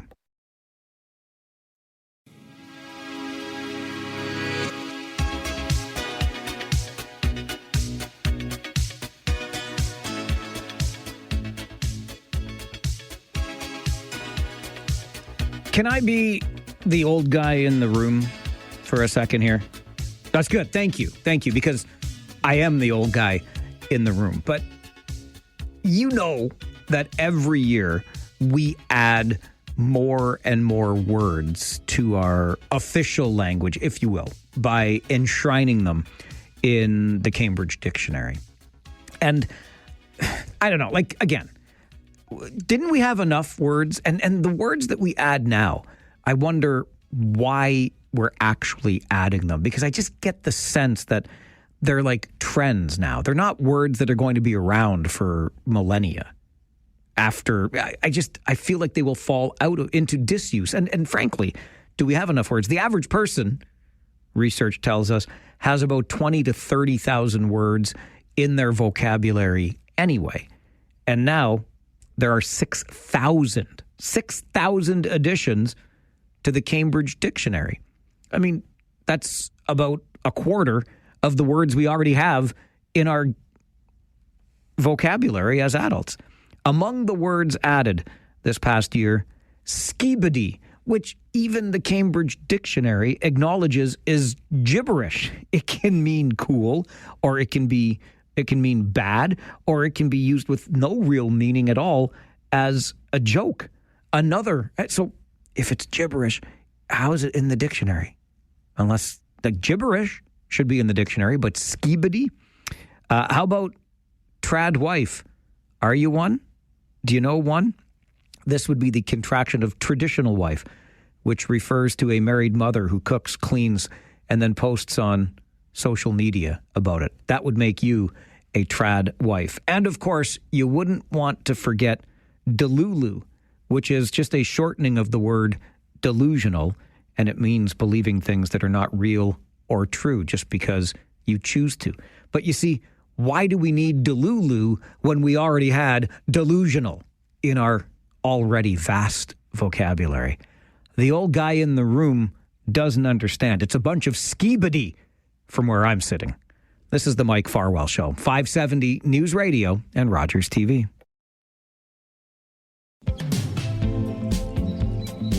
Once a month, on the third Tuesday of the month, for those of you keeping track at home, we check in on the local housing scene with our friends at Habitat for Humanity, Waterloo Region. Philip Mills is the CEO there, and he joins us for these monthly conversations about housing. Phil, always good to get your time. A very good morning to you, sir. And a good morning to you. We were talking just before our news update about the housing enabling infrastructure that the region is trying to prioritize at meetings at the Association of Municipalities of Ontario. And then I complained for a minute after that about being the old guy in the room. Now, you're not quite as old as me, but I know you've got an older soul. And so I want to just do a little role play with you here, if you're willing.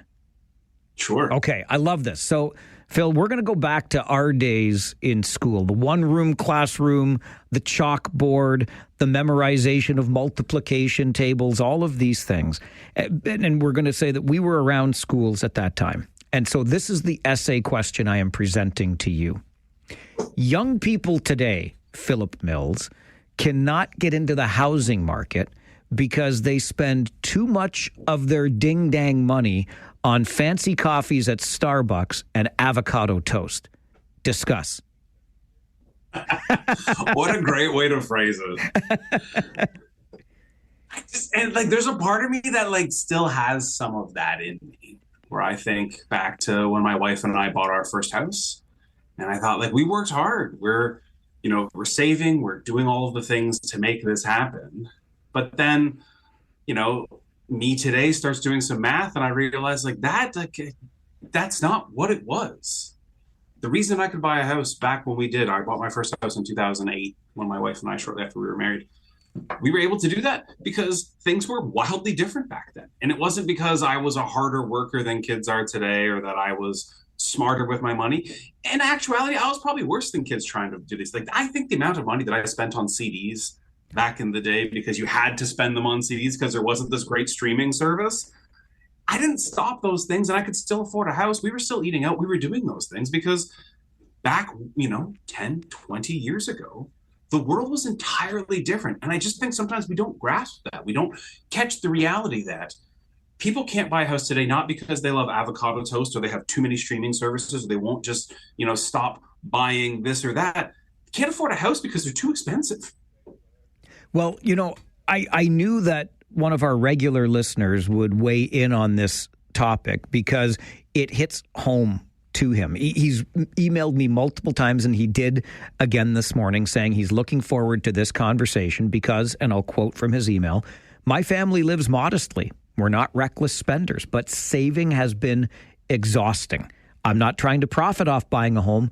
I just want a fair chance." And I think this is what we're hearing from younger people who, to your point, Phil, can't find a way in no matter how hard they try. That's exactly right. It's not that young people today are all that different. It's that today is really different than what was. These days are different. It's not like it was in the past. You think about the amount of time and energy and money it would take to save up a down payment. I think about, look at average housing prices. If we say, I did some research, back in 2000, the average house cost about $172,000 in the region. You look, today it's $735,000. If you're trying to save that down payment, that 5% minimum down payment, that's, on a house today, $36,000. Where are you? Like, you're not spending $36,000 on, toast and expensive coffees and Netflix. Like, the down payment on a house used to be $8,600.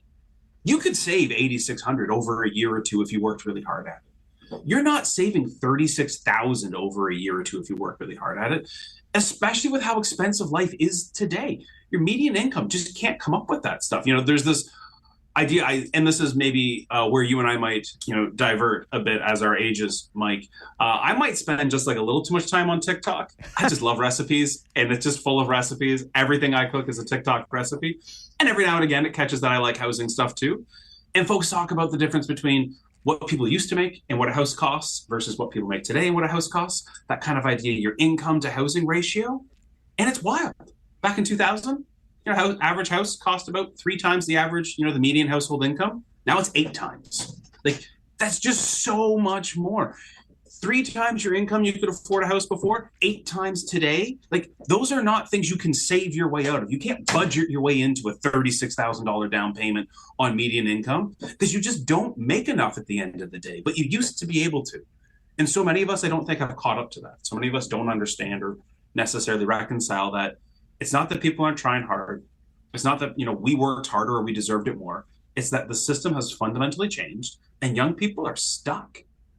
That is fascinating math when you look at those numbers that way. 3 times the average income to 8 times the average income. That's what a house is costing us today. And we've talked about this over our regular conversations, Phil. The commoditization of housing has played a tremendous factor in the unaffordability of real estate today. Absolutely. Like, that is the definition of commodification. If before, 3 times your income, you had a house, but if you bought a house 20 years ago and it cost $170,000 and now it's worth $700, it's a pretty good investment. 7 times your investment in 20 years is not a bad deal. And so you start to see it, and people want to get into the market, and they've understood the value of being in that market. But now we have what we have. We have the reality. We don't have enough houses built. They are too expensive for people to be buying.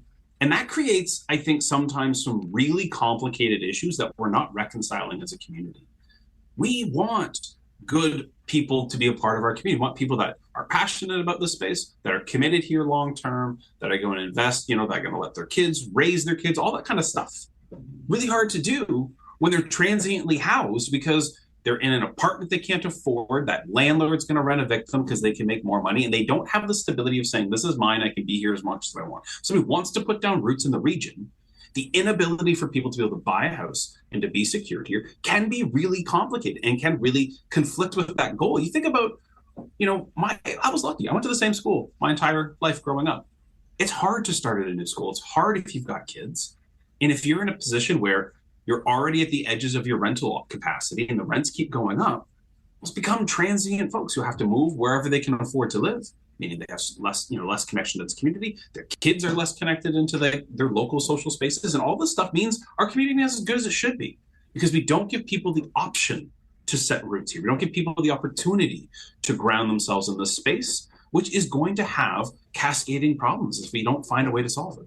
I'm sure you've seen this same shift, Phil, in the Habitat for Humanity model because it is income-based, and those incomes that now qualify for Habitat for Humanity homes, I'm sure, are far greater than you may ever have expected them to be when you first started in this work. Absolutely. And I think that's the type of thing that I wish people would get their heads around. This sort of old myth and old idea that hard work will pay off in the end. I had a wonderful family that we approved not that long ago. It's a single mom. She's a nurse. That person had to have thought when they were in school, this is what I was supposed to do. Go get a good, stable job. We're going to be able to afford a house. I'm going to be stable and I'm going to be safe. I'm going to have control of my life. And the system has conspired such that a person who is working full time at a decent job still can't afford a house. They still are overpaying more than their income now. The system is conspiring against the people we want to be housed. This is not somebody who hasn't done all of the right things or hasn't saved enough or hasn't tried hard enough. There has been all of the effort and the system still doesn't work. How much harder for those that face any sort of barriers? How much harder for those who has a disability? How much harder for those that have complexities around, aging parents and they can't work as much and all those sorts of other things that make it hard to sustain housing? If a person who has a full-time job can't do it, like, we are really setting our community up to fail if we don't find solutions for the long term here so that people can be housed in a way that is safe and secure. So if I bring this back around to the original question that I, the teacher in the one-room schoolhouse, put on your exam in the one-room schoolhouse as a student, young people today can't afford homes because too many fancy coffees and too much avocado toast. How does that mentality or perspective hold us back from fixing the problem? I think we activate and live out in our lives with the ways that the beliefs that we have. So if we think that if kids just saved more, if they just tried harder, if they were, a little less avocado toast and a little bit, more making some food at home, well, that's going to influence how we vote. That's going to influence what we post online, what we share, what we tell our community. That's going to influence the way we even relate to young people today, that sort of kids these days perspective that we carry around. And all of those things influence our opportunities here. That's going to say to our politicians, don't let more housing get built because, there is enough. Kids could get there if they tried harder, or to see this as an actual issue we need to address systemically, as opposed to, well, if people really wanted a house, they could work harder for it. Those sort of mentalities make it harder for us to address this problem because we're fighting now on all different fronts. We're not just fighting the economics. We're not just fighting the system. We're also fighting the community who says, it's actually not that big a deal because people could afford a house if they really tried, when that isn't true. People try so hard. They work multiple jobs and still can't afford their living. Like, we as a community need to accept that so that we can find a long-term solution to it. Otherwise, we're just going to keep fighting this housing battle for years to come.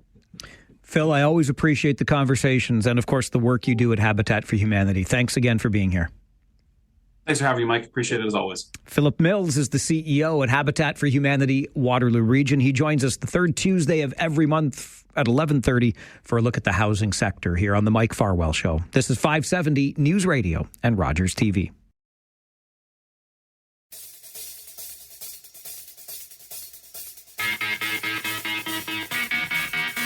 I told you earlier today that before noon, the one and only Chef D had an offer for you. And Chef D is like Don Corleone. He'll make you an offer you can't refuse. Chefy, how are you? I'm very well. Farwell, we have a lot to talk about. So much to talk about. Where do you want to start? First of all, congratulations. Oh, thank you. That is so right on, right? Thank you very much. I finally came to my senses and bought the biggest diamond ring a radio announcer could afford and presented it to my beloved and said, let's make this official. Yeah, your beloved's a great lady. Unbelievable. Right? Unbelievable. Right? Yes. And how come I'm not on your Farwell list?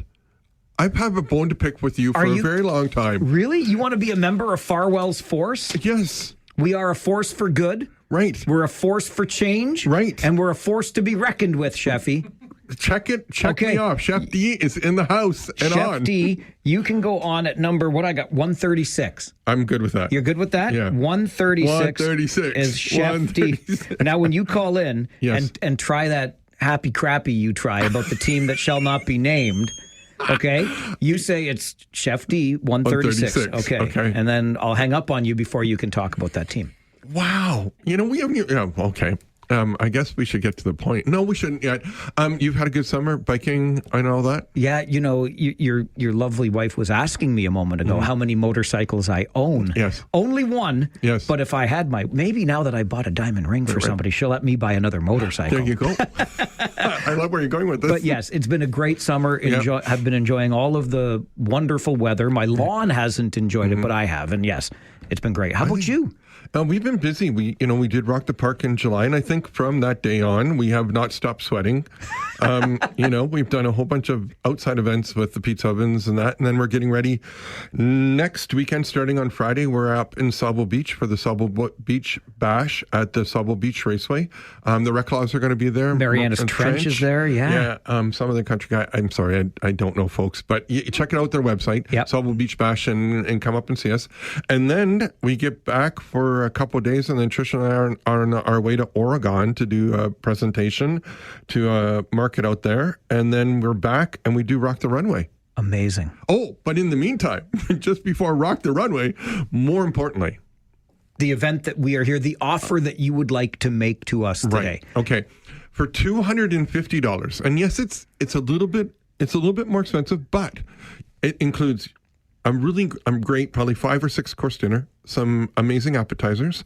There's going to be 4 chefs, and I'm sorry, I'm going to do some cheats here. You can cheat as much as you Chef need to. Nehemiah Lim. Yep. Nehemiah and I actually started this, we're thinking 5 years ago, and we've raised about $80,000 for the homes, which is fantastic.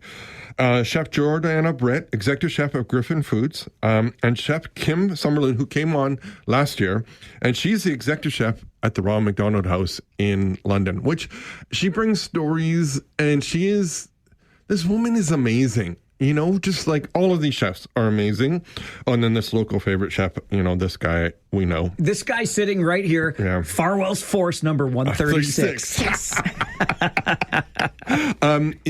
So we started off years ago at the studio kitchen, and then we moved it to different places. And then our good friends from Moser's, who own the Hacienda, said, no, you're having it at our place. There's no ifs, ands, buts, or maybes. And they've been nothing short of fantastic of hosting the event, but they also buy tables, which gets me to the point. $250, that's one ticket, or you can buy a table. There's lots of businesses that listen to your show that I think they should come out that day. I think they should be Farwell's Force members, and I think they should come out 100%. On September the 11th. September 11th at the Hacienda. It's going to be a great night. It's always a great night. It's a great cause. And we have some other people donating their time. I know Dan from Hormel, who Hormel supports us, and is one of our sponsors. He always comes out and lends a hand. And we have this really great MC this year. You got a mediocre MC. Let's be honest. He's the smallest, baldest MC that this town could find. But you said that's what you needed. I said, have I got the guy for you? I'm small. I'm bald. And you're going to wear shorts that day. And I'll wear shorts that day. Okay, perfect. Well, probably not. I shouldn't tell lies. But I have had the opportunity to attend before. Yes. And it is more than worth it because you've got these wonderful chefs, you included among the 4, that will prepare this delicious food for us. And the money that we spend, be it $250 for a ticket or the table that we buy if we're a business looking for that, we're supporting Ronald McDonald House. And that's key here. Every dollar goes to the house. Everything's looked after. Everything's donated. And so, everything that we do goes directly to the house. So there's no, So if you're looking to join, or even if you want to send some money, we'll take the money too. Absolutely. What should we do if we want to get tickets? Like, should we just go over, hey, Chefy! Chefy! I need some tickets, Chefy. How are we going to do this? I'm just finding that right now. Okay. It's going to Mike Malik's email. Hey, Malik, I'm going to share your email right now. Mike at scmrealty.ca. scmrealty.ca. Yes. Okay. Mike at. Right. Okay. Mike at scmrealty.ca. Get your tickets. And Mr. Malik is the one that got us involved in this a long time ago, said, hey, chef, I think we should do this. And of course, never say no. And just, it's been fantastic. And I know that when you come to this event, you're also going to find out that they want to expand it. And folks, it's not only just, the home is in London, but there's lots of families that come from this community and spend time there. And then once you realize what Ronald McDonald House does for the family, when the family's there, it helps in the healing process. Because they're all there, and then they have time, and they don't have to worry about food, and they don't have to worry about, I can't find parking. And the other thing that somebody mentioned to me last time was that you got to remember that some people actually have to take unpaid time off to be with their kids. So it's really important, and yes, there's lots of great charities out there, and I don't want to belittle any other ones. But right now, this is near and dear to my heart. My good friends, the Shears from Guelph, have benefited from Ronald McDonald House. I know many others have. You describe it so well. I know how important it is. Mike and his lovely wife, Melissa, I'm sure will be at the dinner, which I look forward to seeing them. Chef D, 3 other great chefs. You're getting a 4-course or more meal, 5. Right. Let's throw in a 5th course. Yes, 100%. Well, yeah, why not, right? I just did that on the spot, so now there's going to be a 5th course. I want you to reach out via email to Mike at scmrealty.ca. Get a ticket and join us on September the 11th at Hacienda. Right. You're a beautiful man, and you make beautiful donuts. Thanks for bringing those in. Hey, thanks for having us again, Mike. And it's really great to actually be in here in person. And yes, there will be a whole bunch of phone calls this fall. I can't wait. Chef D, Farwell's Force member number 136. We got it on the Mike Farwell Show. 570 News Radio and Rogers TV. How do you like that visit from Chef D and another member of Farwell's Force? Now up to 136 and going strong. September 11th at the Hacienda, charitable dinner in support of Ronald McDonald House. You will not be disappointed. Tickets by sending an email to Mike at scmrealty.ca. I'm going to get you an update from the 570 News Center, and then our phone lines are wide open to you. Talk back. You lead the conversation next on the Mike Farwell Show, 570 News Radio. Take out the papers and the trash, or you don't get no spending cash. If you don't scrub that kitchen floor, you ain't gonna rock and roll no more. Don't talk back. Just finish cleaning up your room. Let's see that dust fly with that broom. Get all that garbage out of sight, or you don't go out Friday night. Jaggedy yak. Don't talk back. It is like a conversation party, and you're invited. 519-570-2545, star 570, and 1-800-570-5715. It is the Talk Back Hour. You get the chance to share your thoughts on something we discussed on the show at some point today, or anything else that's on your mind. Maybe you want to bring it to our attention. Phone line's already getting busy, so let's start the party. Jason, good afternoon. Hey, Mike, it's Double Up Tuesday for me. So, I love it. Good to hear from you again. Thanks for listening to me. So I want to just touch upon Phil Mills, your discussion with him. And he's right, and you're right. Renovictions cause a lot of our problems in as far as homelessness and unaffordability. But because we've made housing such a high commodity, and we tell people all the time it's the best investment, what we see now is those bungalows or the 2 stories that were built 40, 50 years ago, when they are up for sale because that generation has passed away, it's not young people buying that house. It's out-of-town investors buying these homes, either demolishing them to build another duplex, but renting those units out, or they just keep the existing unit and they rent that out.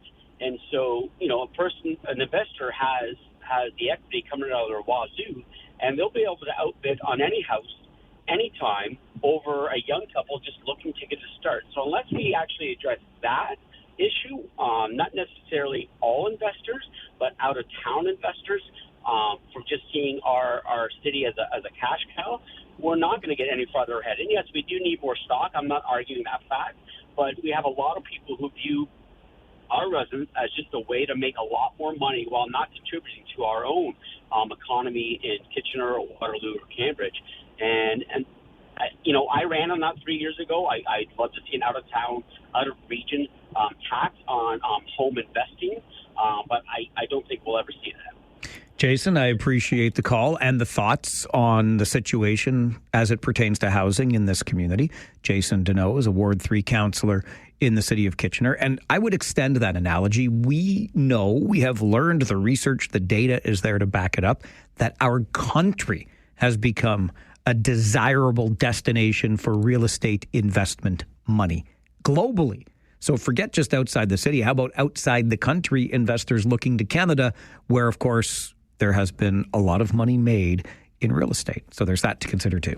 John, good afternoon. Good afternoon, Mike. Hespler Johnny here. Hespler Johnny, good afternoon, sir.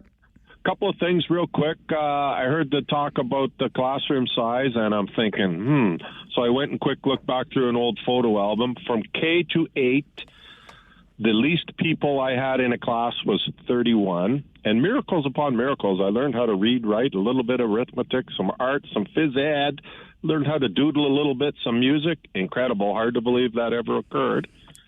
And I have a nephew who got together with two of his buddies to buy a house. So they went and saw a lawyer and drew up the paperwork, and then I guess they review it every 5 years, and when the time comes, they can sell it and recoup some money, and by that time, they should have enough for a down payment on their own house. So there's always a will, Michael, always a way. John, really appreciate that. When we talked to the Elementary Teachers Federation of Ontario about class sizes, I mentioned the exact same thing. I remember a time, I am the old guy in the room, but I was also in classes that were north of 30 students per class.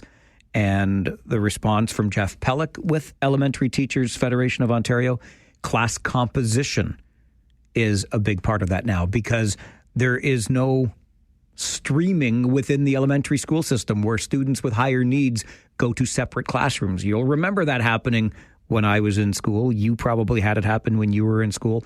That was the counter argument to my question of what has changed. The classroom composition has changed. And you know what, Johnny? I think you're onto something. I get it.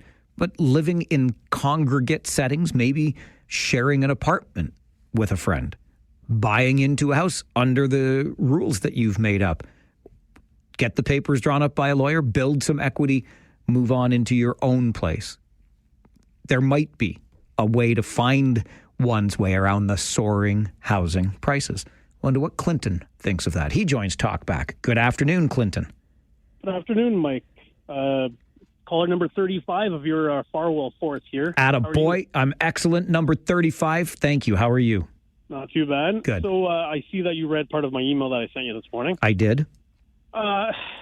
So with Philip Mills, I agree what he said. And there's just some points that I think still, like where do I go from here? Like, we need to keep building. I completely agree with that. But at the same point, I think there's some things going on that don't make sense. You know, like all these new high-rises that are rental suites that are being built in the city are great. They're wonderful. But who can afford $2,900 to $3,500 a month? I can't afford that. Like, my wife and I are fed up. We're done. We're getting to the point where we just want to rent, as I stated in the email further down. But I can't afford $2,900 to $3,500 a month. After I pay that, if we tighten up our budget anymore, I have no savings, no emergency, no expenditure money, nothing. It's not feasible.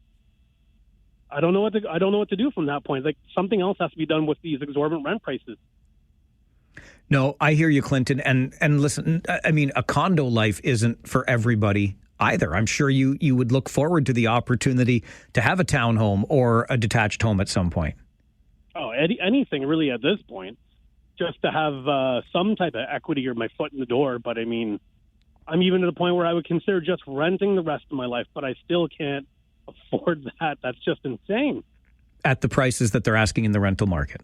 Yeah, in the newer ones. All the new builds going up, they're great. They're offering 3-bedroom luxury apartments. They're beautiful, but I can't afford that. And then because of these exorbitant rent prices that they're charging, it just trickles down to the older buildings. So even the current building that I'm living in right now, if I was to move out and move down to the floor below me, I'd have to pay about $3,000 a month as well. Sure, no, so I'm stuck no matter what. I totally get it. And I appreciate the call. Clinton, Farwell's Force member number 35. He weighed in by email earlier when we were talking about how difficult it is for young folks to get into the housing market. I know Clinton a little bit. We've met in person, full-time work in a good industry.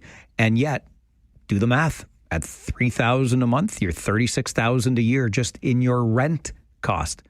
It becomes tougher and tougher to find savings in all of that. We'll continue Talkback, where you are invited to join the conversation party here on the Mike Farwell Show, 570 News Radio and Rogers TV. Right back to the phones on your Talkback Hour. Paul, you're next. Good afternoon.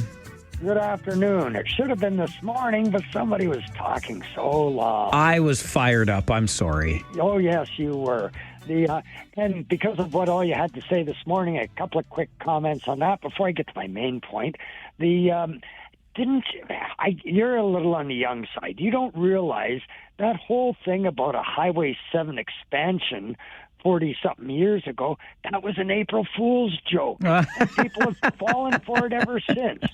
Well done. As far as getting a committee together to study all these other projects, you know what a camel is, don't you?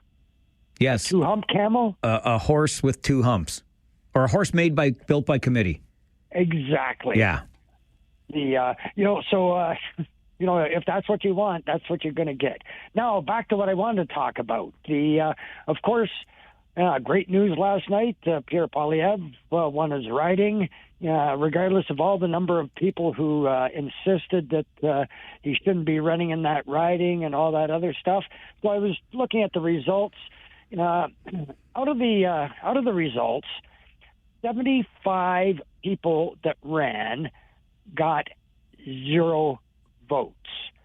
That means one of two things. Either they didn't even have enough faith in themselves to vote for themselves, or they weren't from the riding and weren't eligible to run. Sound about right? Maybe they should be. Sure, it could be. I think, though, if you get 0 votes, you should be penalized. You can't run in the next election. You've got 62 people that got 1 vote. So they voted for themselves. Yeah. Yeah. And 28 people got 2 votes. So maybe a husband and wife voted for each other, whatever. That makes up 165 of those candidates right there. Now, people think, oh, it's a humorous thing. This is a big joke. They don't realize the cost to the taxpayers, because every one of those so-called candidates now has to file the paperwork. They have to file a financial return with the returning officer and all. How does that cost the taxpayer? The candidate has to do it. Oh, yeah, the candidate has to do it, but Elections Canada has to review all that garbage. You had somebody on from that organization, did you not? A while ago, yeah, because there's a connection. Yeah. I think the fellow who started it was a student, or might still be a student, at the University of Waterloo. Yeah, okay, so you had him on, and he was promoting this thing that's just, a farce. It costs taxpayers a lot of money for that joke. I think you'd have to do some accounting on that for me to buy it. Every one of them has to file. I understand that, Paul. But it's not like we have to. Paul, it's not like to be reviewed. It's not like we have to hire extra people to do it. Elections Canada is already there. It's their job. Oh, it's going to take a long time. Well, so what? So is Highway 7. Highway 7 was an April Fool's. Okay. Let's go back to the important part. I'm running out of time here, pal. That longest ballot thing. Fortunately, somebody's going to step up this fall, and they're going to put some rules in place to prevent people from abusing the system like that. I looked online. I tried to find the names. All of a sudden, all the names have disappeared of the people who are running that organization. All right, Paul, I appreciate you. I appreciate your passion. I did go on for quite some time this morning because I was so fired up about how long it's taking us to get things done in this community. Just the summary of it, we are looking at a 15-year project from visioning it to building it for a transit hub in downtown Kitchener. 15 years. That's how long it took us to vision and build light rail. I can't imagine how a transit hub takes that long. And we have gone 6 years from the time that we approved the route for phase 2 of LRT to the time we're coming to the community to say, what would you like on that route? You want trains, full train system, partial train system, or a bus system? How does it take 6 years to go from one of those milestones to the next? I think there's a problem here that we need to keep our finger on the pulse of, so we can remind the folks in power that we actually care if these things get done. I don't know if you care if they get done, but we care if they get done. It's very confusing and confounding. So Paul got a chance to have his say, and I, like him, hope that the longest ballot committee has annoyed its last election. Talkback continues on the Mike Farwell Show, 570 News Radio and Rogers TV. The party line has been activated. You are invited. Right back to the phones. Rory, good afternoon. Hey, good afternoon, Mike. How you doing? I'm great, thanks. How are you? Hey, not too shabby. I'm just thinking back. If I'm not mistaken, Mike, the Kitchener Central Bus Terminal closed in 2019, I think. Why do we need a new one? Why do we need to spend $200 million on it now? We don't have two-way all-day GO train. We seem to be doing fine with a distributed transportation model. Why do we need a bus hub to begin with? Well, it's a great question, and I would argue that the fact that we're moving so slowly on it suggests maybe we don't. I don't know. It's a good question. Good question. I mean, I'll be honest. I drive a car, so I may be oblivious to some of the needs of our transit users, but I'm not seeing it, at least in my estimate, as being an issue that transit users are complaining about not having. And having the LRT, hopefully at some point going to Cambridge, why don't we just have a distributed model centered around the LRT, which is what I think we have today? Well, there will be a stop right outside. There's a stop right there at King and Victoria, both sides of the street in front of the School of Pharmacy and where the transit hub will ultimately be. So it would be a great connection point if we ever get there. And if we ever get two-day, all-day, and the need for a hub to launch into services outside of a transportation system that we already have today and see doing well facilitating around, I'd argue, except for the cost of it maybe being $500 billion in 5 years, Mike, maybe an unnecessary spending point. Although I'll make a compromise, Mike. If they put the advertisements, the external advertising wraps on the LRT, let's build the station, baby. Rory, I kind of love you for that. I'm on board with the advertising wraps to generate revenue for the system. And I will just remind you that if we want to be taken seriously, in my opinion, if we want to be taken seriously by upper levels of government who we will be asking to help fund or entirely fund Phase 2 of light rail, we better amalgamate our feces then on this transit hub. How can we be taken seriously? Oh, yeah, this system is the top of the line. It means so much to our community, yet we take 15 ding-dang years to build a transit hub. I can't. I cannot wrap my head around this. I don't think we are acting very grown up. And I'll have to look back to check Rory's math on the closure of the terminal on Charles Street. But if indeed it was 2019, why in HE double hockey sticks is it still sitting in the exact same state that it was? Like, what? I know that government projects take time. I know there are many stakeholders to be consulted, et cetera, et cetera. But 6 years and nothing. I can't figure that out. Rick, you're next in line. Paul, Grant, hang on, and there's a line for you as we continue talk back on the Mike Farwell Show, 570 News Radio and Rogers TV.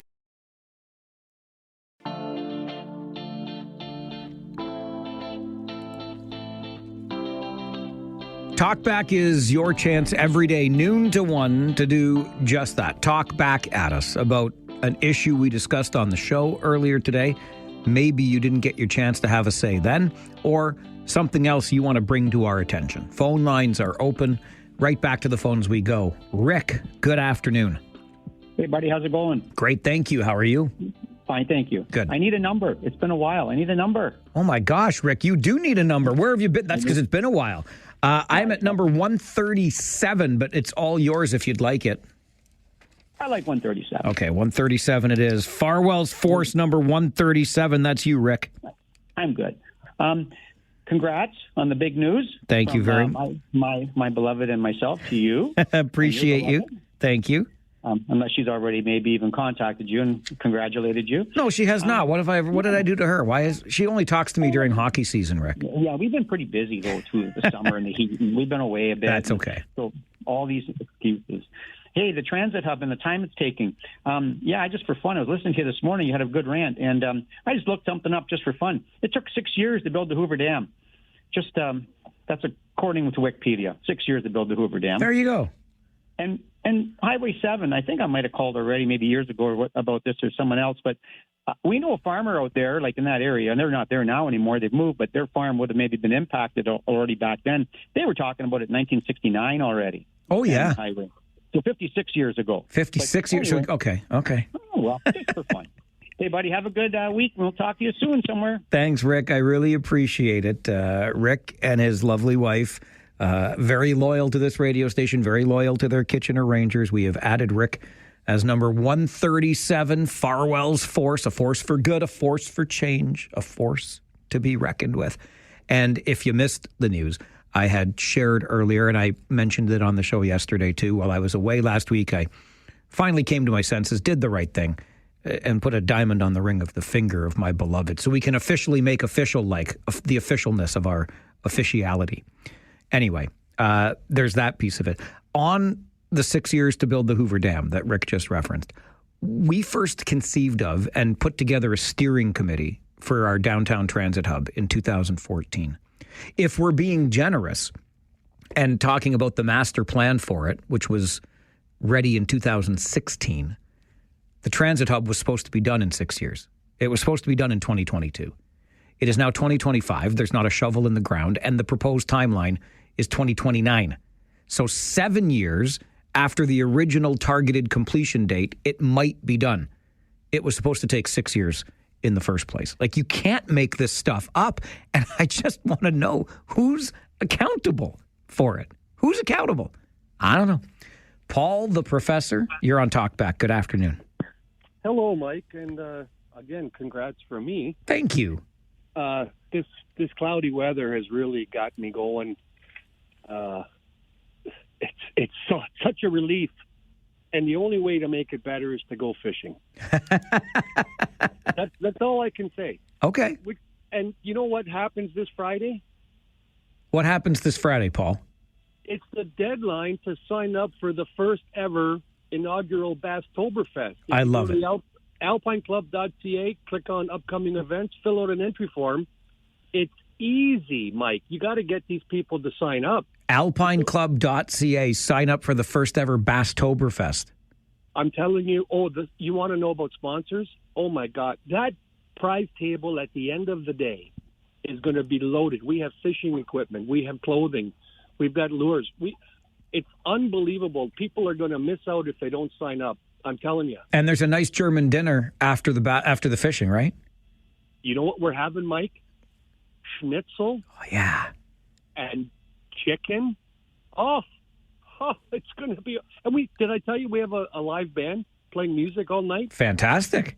People are going to miss it if they don't sign up. And unfortunately, we're not really going to take. Well, we will take people at the door, but you're going to have to pay, and you might as well just pay once and get it all for free. I like that idea. So get to alpineclub.ca and sign up for Bastoberfest. Thank you, Mike. Appreciate it, and good luck on everything in the future. Thank you very much, Paul. Appreciate it. Love your passion for bass fishing. Grant, you're on Talkback. Good afternoon. Good afternoon. And how's our Buck Martinez? I don't know. I haven't talked to him in a while. You're our Buck Martinez. How am I your Buck Martinez? Because you do great with doing the Ranger game, same way as Buck does good with the baseball. And I'm surprised. All right. I will accept the comparison. I'm surprised they haven't mentioned Mike Farwell. Oh, let's get him on and let's have him do the play-by-play with the real Martinez, and they should have you throwing the first pitch. Maybe someone needs to give these yahoos a call and see what kind of weed they're on. Grant, is this what you do with your day? You sit around and come up with cockamamie ideas like this? Well, yeah. Okay. Okay. I will not be throwing out the first pitch, nor will I be joining Dan Schulman and Buck Martinez in the Blue Jays broadcast booth. I will, however, be broadcasting Kitchener Rangers hockey 1 month today, September the 19th. We open the regular season, and you'll hear that game versus Brantford right here on 570 News Radio. And what is it, 10 days? Next Friday, the preseason opens at the Kitchener Memorial Auditorium, also against Brantford, for what it's worth. So there you go. We're awfully close to the hockey season. I'm looking forward to that. George, you're on Talkback. Good afternoon. Yes, good afternoon, Mike. How you doing there? Top shelf, thank you. How are you doing there? I'm doing very well. Great segue, by the way, what I was going to talk about. Let's talk about hockey. With hockey coming up in September for a lot of people, I'd like to see a segment where you and Chef D talk about your two favorite teams, why it's important, where the direction they're going, the momentum they're building, future rookies coming down. Even if it's a 15-minute segment, I'd love to see you and Chef D do something like that once a month. George, I can't, because his team is the team that shall not be named. He won't be allowed to say anything. Oh, he can say La Habitants if he wants. You know, George, my French ain't very good, but it's good enough to know what you just said. Talkback continues. This is the Mike Farwell Show, 570 News Radio and Rogers TV.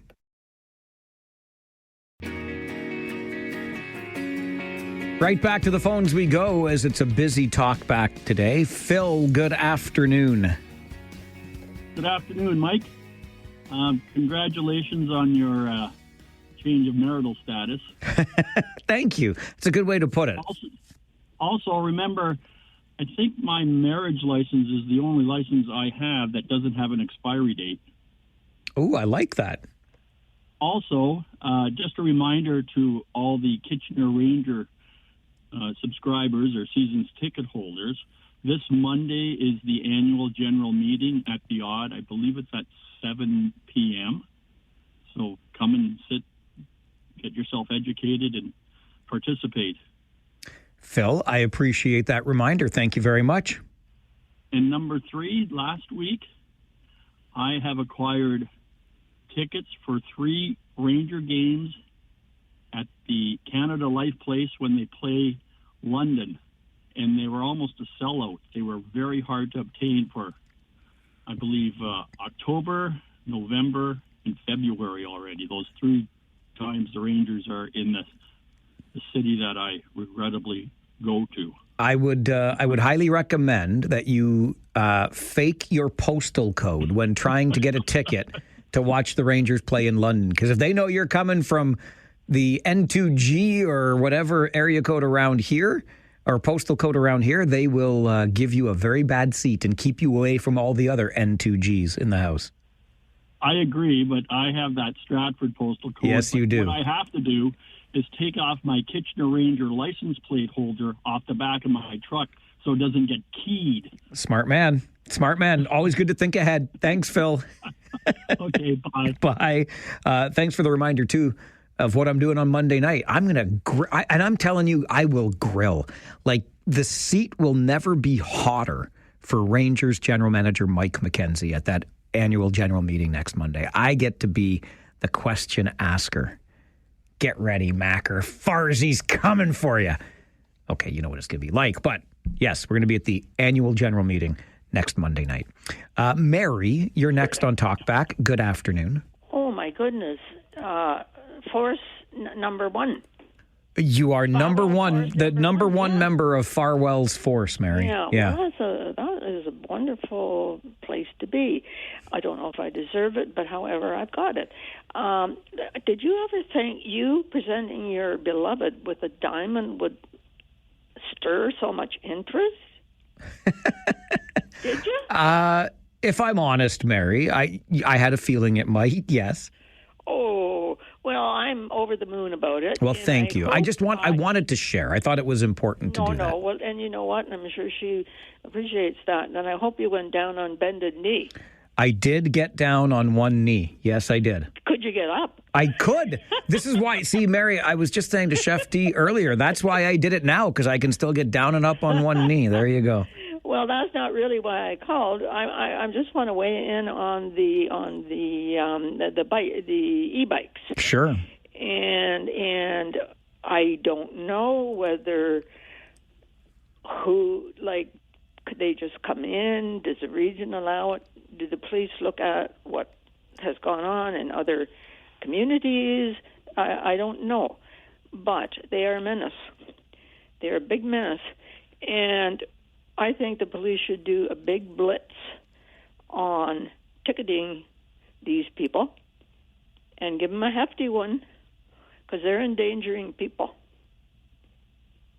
All right, Mary. They are. You're not going to get a disagreement from me, Well, but I can tell you, I think police have way bigger fish to fry than that. No. If you can put up a camera to get all the money, ticket every damn one that you see on. Now you know what, Mary? I like it. Forget the automated speed enforcement for cars. Let's get automated scooter enforcement, a new ASE program. Yeah, I like bet it. You could get lots of money and lots if they just do it.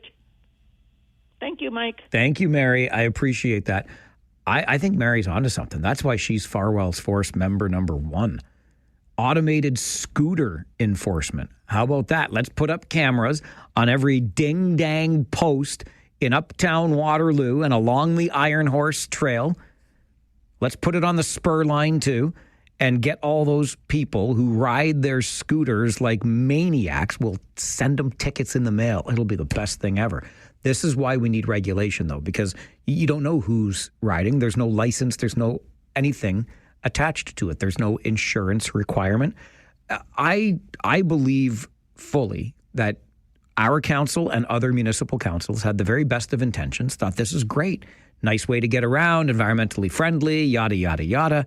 This is the law of unintended consequences coming home to roost because people ride these things in a very discourteous manner and, frankly, in a dangerous manner. And the injury reports back that up. We got to do something. The barn door is so wide open.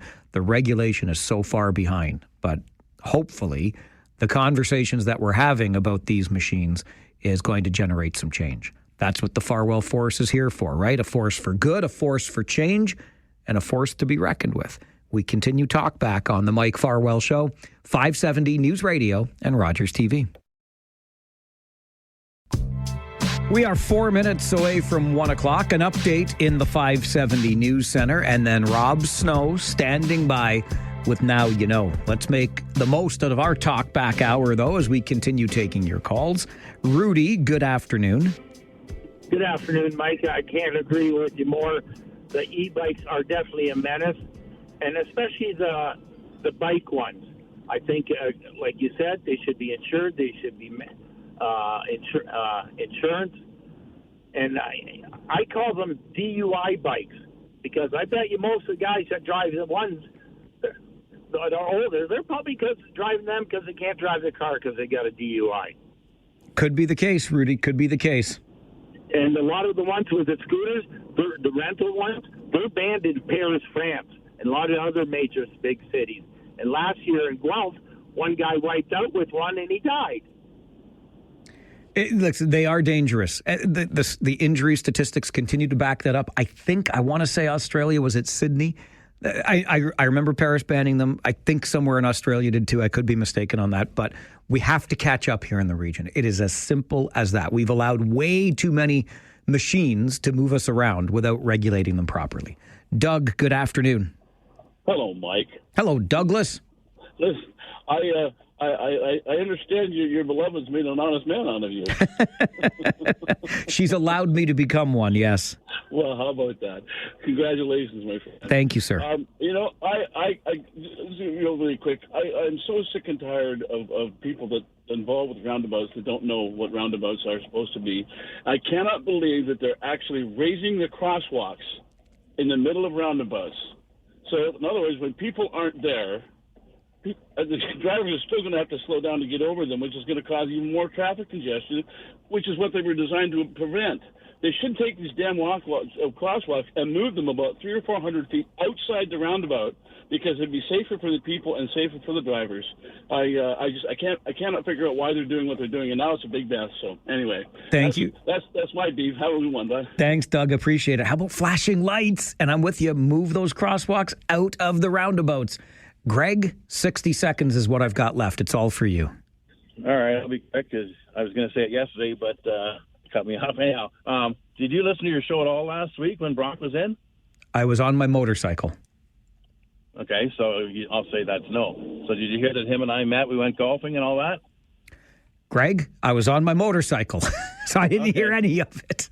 Okay, yeah, we hooked up for Burke's tournament, and he asked about you golfing, and I said, yeah, you don't usually, and I'll leave the details for now, but you're going to hit the course next spring. No, I'm not. No, I'm not.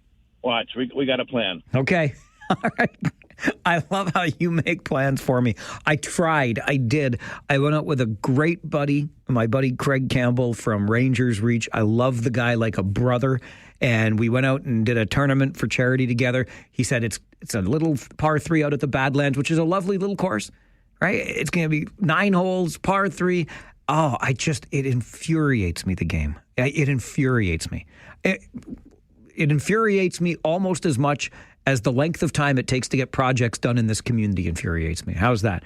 I want to like it. I like the game. I love the idea of it. I just, oh my gosh, I'm so terrible at it. Anyway, thanks for that, Greg. I can't wait to hear the details of your plan. And I already can't wait for 9 o'clock tomorrow morning when I get to come back and pick up where we left off with these conversations with you. Air Canada and the deal reached. The Blackhawks reporter will be here. And mobility devices, little cars, trying to pass off as mobility devices. We'll talk about those on the show tomorrow, too. My name is Mike Farwell. You are a force for good. Bye for now.